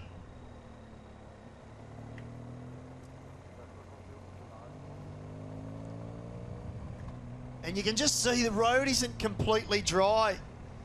It's getting there, but it's damp. He'd be doing in excess of 50 to 60 kilometres an hour. But it's the technical aspect of this course. This is suiting Higuita. The fact that it's technical descending, his adrenaline will be pumping. He knows he's got a real shot at this. So he'll be taking more risks than the riders behind him. Let's just hope he stays upright. That's what we don't want to see. We don't want to see crashes make the outcome of this race. He tucks in, and the gap behind, there's still no rider. No riders coming. We just caught a glimpse. He's doing 70 kilometres an hour now.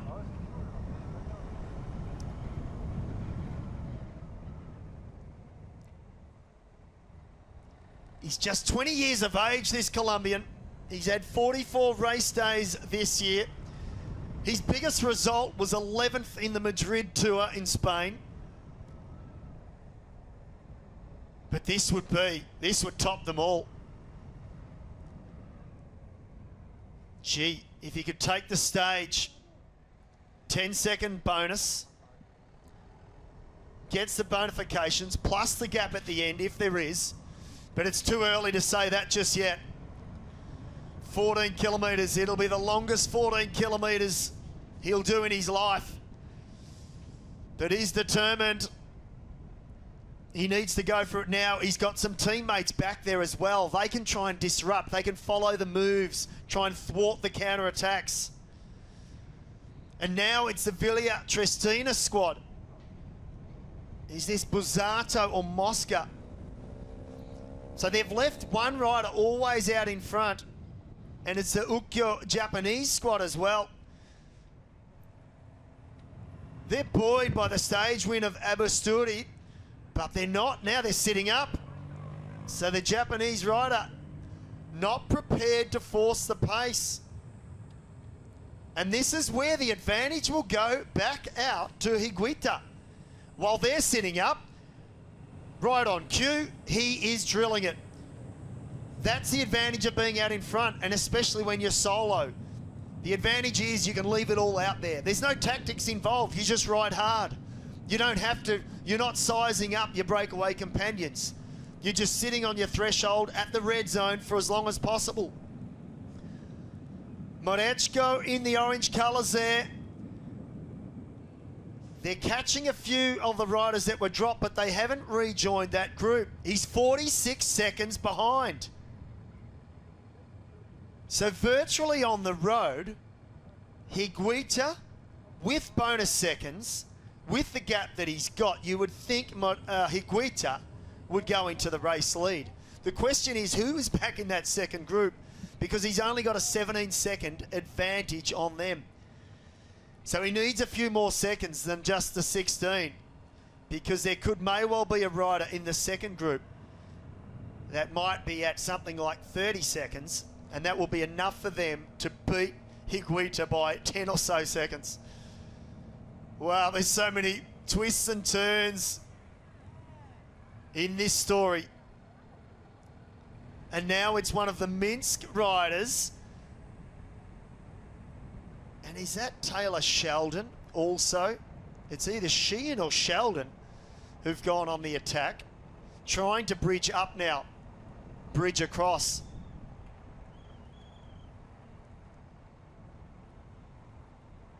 Morechko, this is a group of Morechko. So they're trying now to bridge back up, and it looks like they're going to do it once again. What a gritty ride by the Italian. Never say die mentality. He's come this far, and he's so close. He'll be in a world of hurt, though. Number 151 at the rear there. He looks like he's had a crash earlier in the stage, because he's got mud and dirt all up his left side. That's Dominguez for the Kia Look cycling team.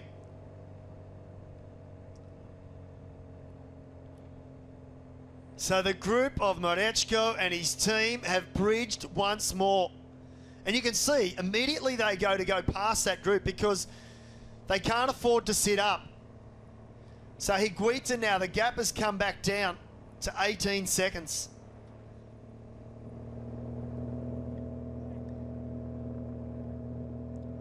So Higuita, he's boxing on, he's fighting for it. He's holding them at bay. And if he can maintain this tempo, he may well get the stage win. But it's the time that matters most for the overall. And he trails by some 52 seconds. So he needs at least 45 seconds on this group here. If he is to win the stage by 45 seconds, that would give him a clear buffer over Jakub Morečko. He'd get 10 seconds bonus, and that would give him 55 seconds in total, and that would make him the winner by about 3. Just 19 years of age,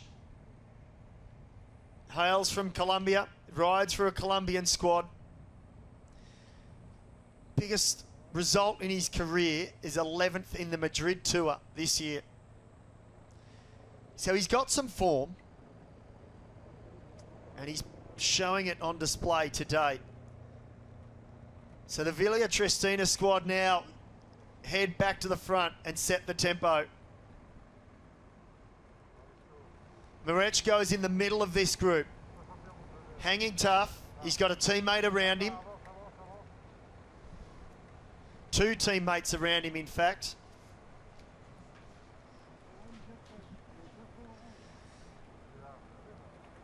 That's number 11, Guillaume Boivin, the Canadian. So the Canadian's not out of it either.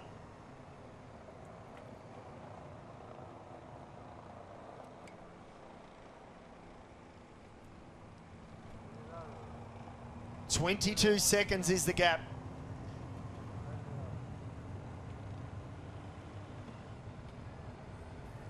Another downhill section. This is where he needs to take risks. No guts, no glory. That's what they say in professional cycling.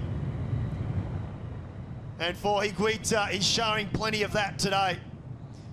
43rd place overall. He could way well catapult himself up onto the top step in this UCI race. He needs more descending, in fact, believe it or not.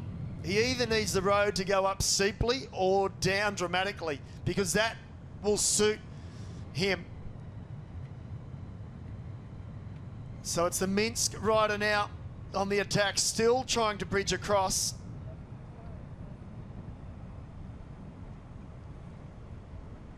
It'd almost be to Higuita's benefit, at least in terms of staying away, if he had a rider out there with him.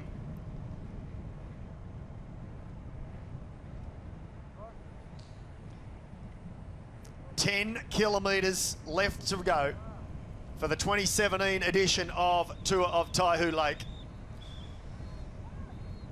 It's been a dramatic race, and look at the speed. He's going some 75 kilometres an hour. Well, this is the back of the group, I should say. They are moving.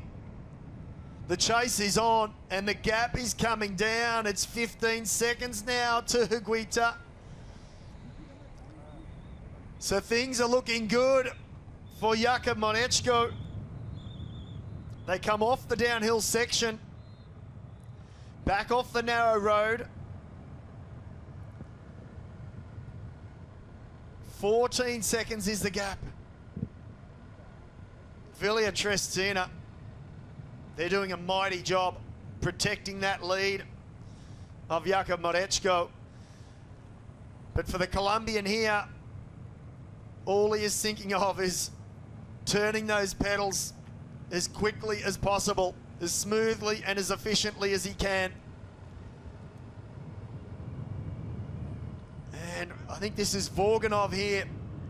If he can just get across, just maybe these two could work together and open up a bit of a gap. I'm surprised there's not more attacking from this group here.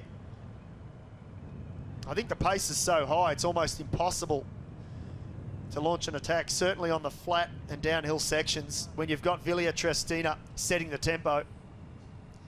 It's a fairly large group now that's amassed at the front.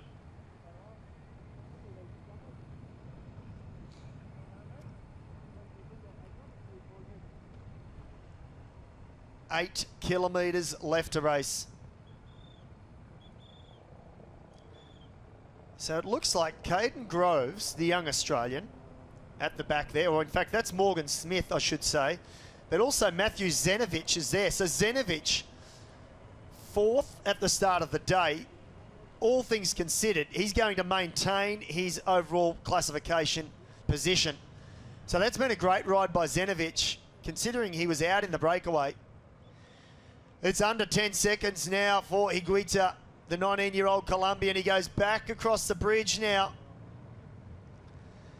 He's on the home stretch. This will be familiar, and you can see the Minsk rider.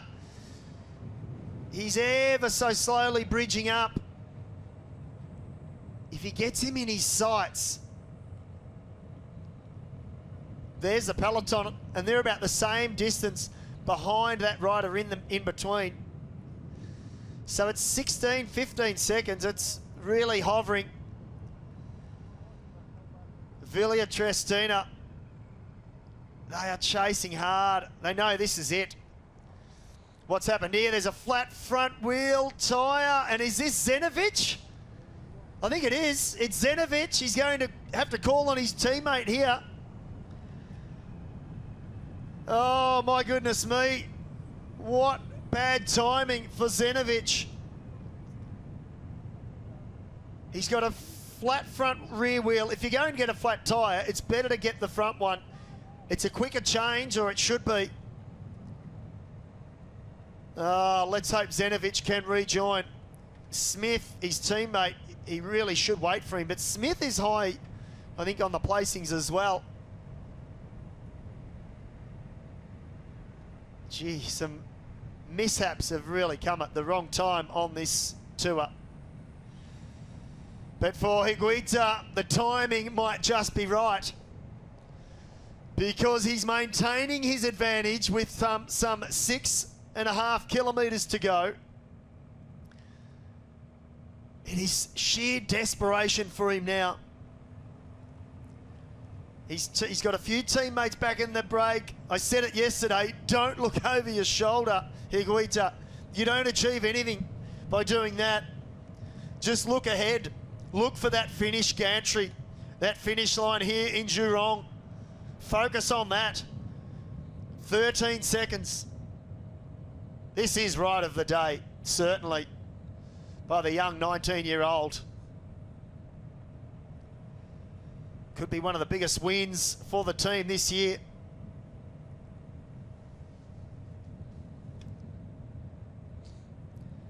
There is what is left of the Peloton.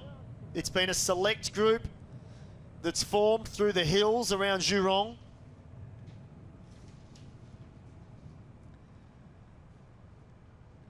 And it's the team of Villa Triestina who are desperately trying to bring this group back. But as it stands at the moment, virtually, Jakub Morechko is holding on to his leader's orange jersey.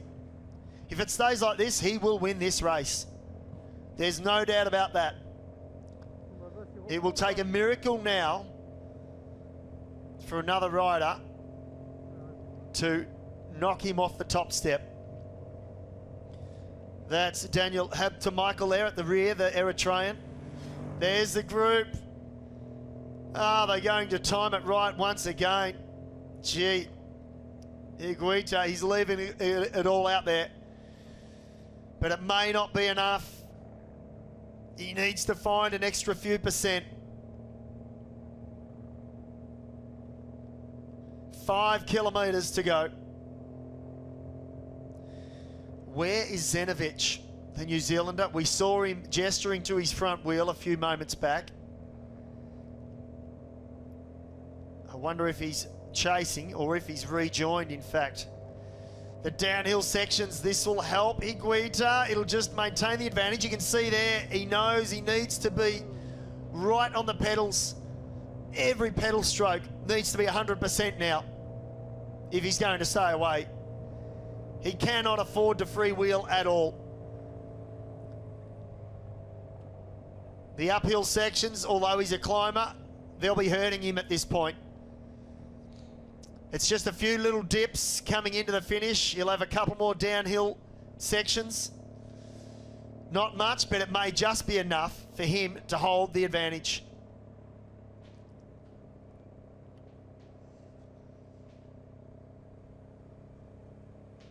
Out of the saddle, giving it everything. They set it up nicely, Manthana Postobon. They attacked through the hills. They had the numbers. And they opened it up for this man here. They had a clear goal. It was quite obvious. 7 seconds with 3.8 kilometres to go. Higuita just needs to leave it all out there now. Forget about the general classification. Just think about the stage win.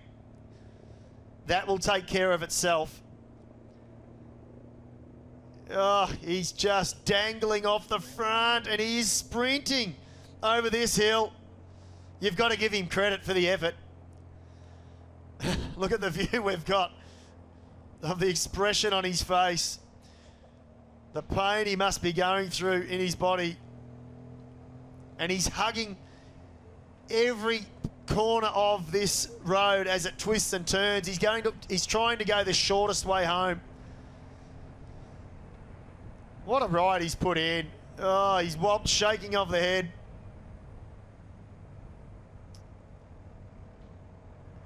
They're going to surge in the last kilometre. That group's going to surge because you're going to get the other teams that will start to think about the stage win. And the fact is, Jakub Morečko is still in there, so he may well win the stage. This straight stretch here won't help him. This will go advantage Peloton because they'll have him in their sights.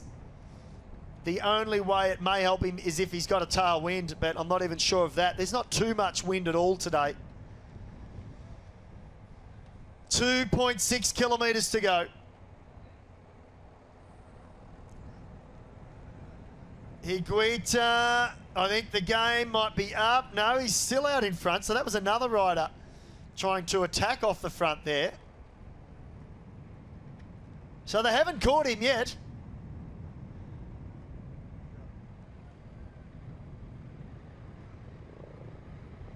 There's the gap.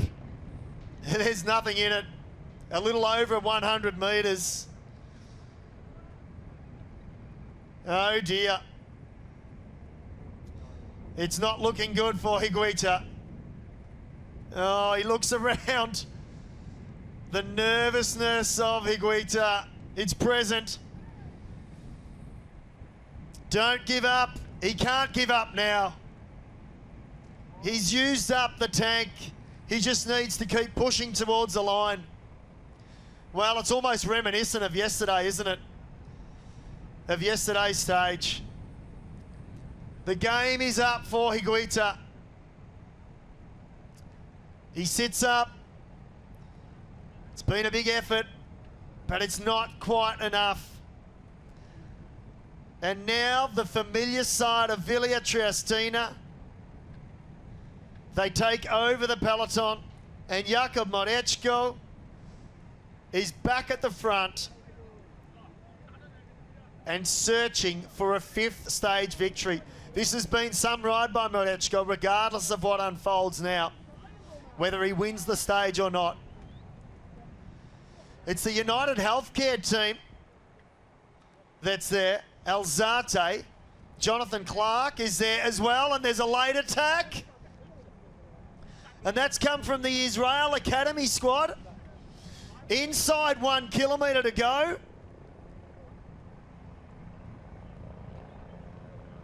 Morečko is in 4th position now in that group. So United Healthcare searching for their 1st stage win. That's the blue colours of the American outfit. This has been a big attack here, but it's come to nothing. So it's Alzate, I think, that's getting the lead out. Alzate has been up there. He jumps now, but he's jumping early. Morečko in 3rd wheel. This is setting up nicely for him. Bovan is on his wheel. The Canadian who won the prologue. Has Bovan got the legs? Now we see some riders forcing up. Morečko jumps. Bovan follows his wheel. Bovan is going to challenge him. Bovan is coming at him. Morečko going for number 5. And he does it. He is the man. I am the man, he says. 5 stage victories. And the overall for Jakob Monechko, the Italian. He can do it all.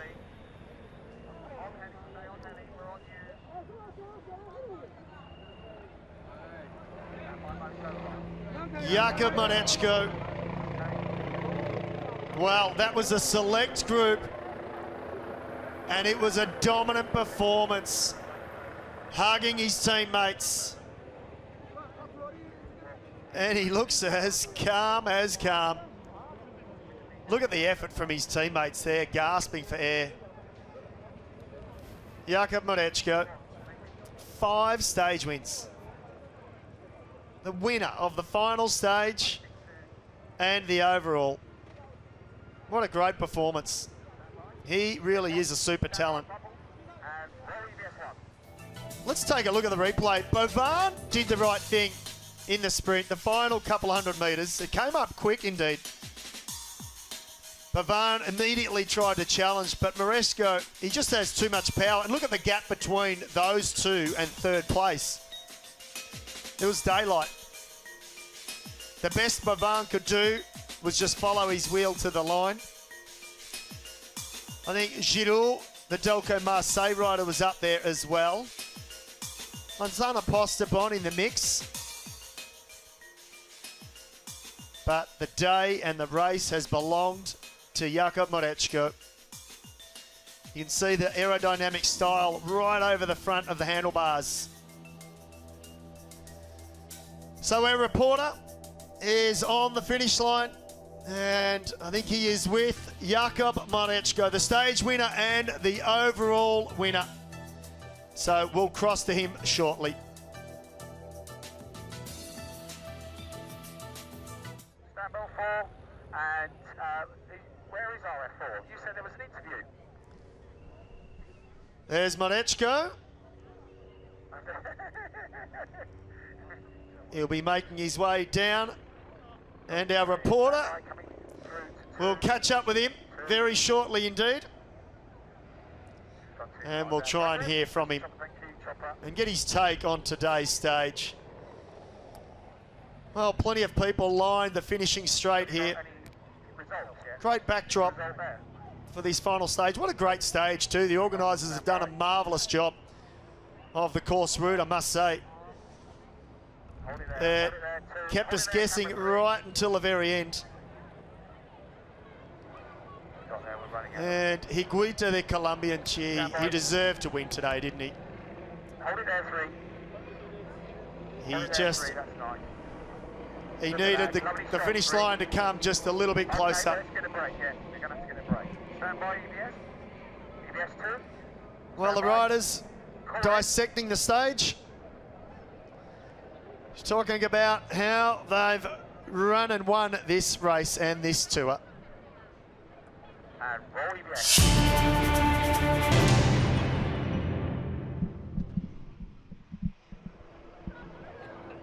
on Heli. What we got in the way of well, it's been a tough race. Tour of Taihu Lake, the 8th edition. It's been a very successful race. The organisers should be very proud of what they've achieved here this year and in the preceding 7 editions. There's the Nippo Vini Fantini rider there, Marangioni, the Italian, his teammate Marini winning the opening stage. 4G1, where are we? We got in there for me. We took it to 4G1, we're just about to go to 4G1. Presentations will be happening reasonably soon. Giroud there, the Frenchman for the Delco Marseille squad, and his teammate there, Jonathan Cunan. They've had a good race, and the Minsk riders also on the attack today. Vorganov trying to bridge across to Higuita. But it was this man here today that put a stop to all of it. And gee, I'm sure he has his teammates to thank. They did it for him today. The Monton Racing team there. Well, the rain stopped before the stage started, but the roads were still quite gritty, dirty. lot of splash up. Jan Bovan there next to Jakub Marečko, having a chat.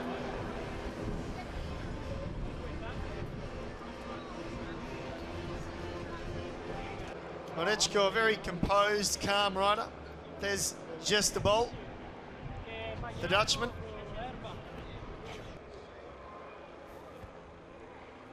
And the Villa Trestina squad, high fives all round. They're very happy with their ride. Marečko now, he'll change into his team jersey and get himself ready for the presentation and to collect the winner's jersey for the overall. Just a bowl, no more, he says. I'm done.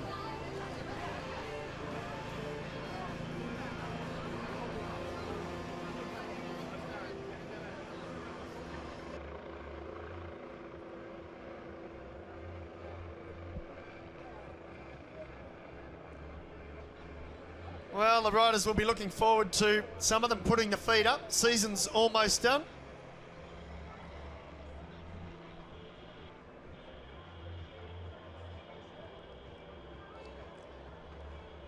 Yeah, it's this time of the year where riders finalise their racing calendar, their racing season. But there is the stage result of today. Jakub Marečko, no surprises, I guess, in the end when it came down to it. Jan Bovan, the Canadian, in second. Jerome, great ride by him again today, third. Vitaly Bats, the Ukrainian, in fourth. Jonathan Cunan in fifth. All the big names up there. And all the names in the general classification. And here is the general classification. So in the end, Marečko won by 30 seconds to Bovan. So Bovan, that 6 seconds, pushed him up into second. Alzate third, Vitaly Bats fourth, Vasilyuk fifth, Morgan Smith, the New Zealander, in sixth, and Techkov in seventh place for Jalibali.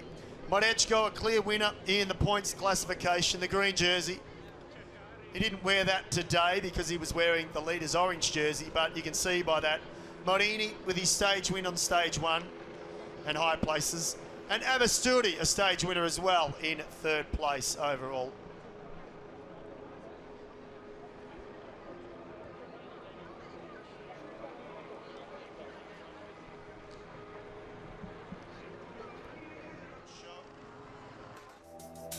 Well, let's take a look back at this final stage. The riders got underway in damp conditions. There was a little bit of rain around, but for the most part, it had stopped. They're pretty keen to get the race moving. Some 130 odd kilometres.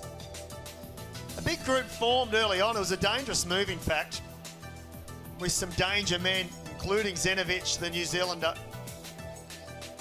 The first sprint of the day. Saw quite a few protest it. And then it was this group that formed out the road for the second sprint after some 70 odd kilometres. And it was Las and Zorzakis, the Greek rider, who battled it out. Las got the better of him. And then the nasty crash we saw on the narrow roads. The Eritrean rider there sliding off. And another 10 or so riders really hitting the deck hard. Morini, he was the first casualty when they hit the hills. Not surprising, we expected him to get dropped. So his GC aspirations were done. Cartier here, the Canadian, having a mechanical really at the wrong time. Meanwhile, the attacks came thick and fast at the front of the race. Marečko, he found himself in a bit of bother and was dropped from that front group. But he had teammates all around him, protecting his lead and setting a tempo for him that he'd become accustomed to. Inside the last 20 kilometres to go, though, it was the Manthana Postobon squad who set the race alight. They forced the pace on the climbs and catapulted this man here, Higuita, the Colombian, just 19 years of age, going on the attack. He took the risks and took a gamble, and he tried to go solo to the line. He opened up a lead of some 45 seconds, and at one stage was almost virtually in the lead as he was racing towards the finish. With 7 kilometres to go, Zenovic had a disaster. The New Zealander, sitting in 4th place overall, had a flat tyre. His GC done for the day. For Higuita though, his race was done. He got caught with 1.6 kilometres to go. A couple of last-minute attacks here from the Israeli Academy squad.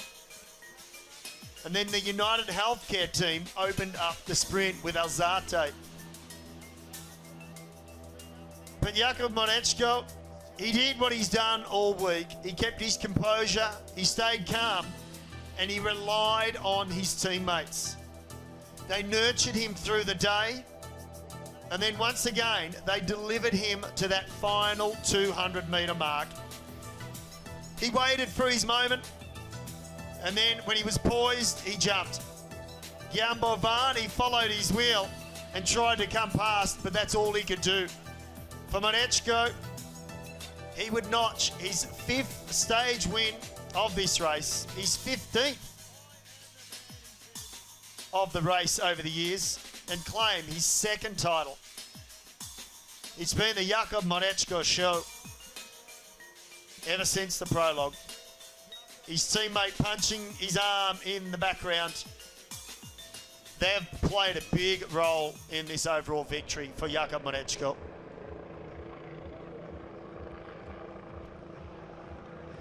So let's go down to our reporter now, and he is with the overall winner, Jakub Monečko.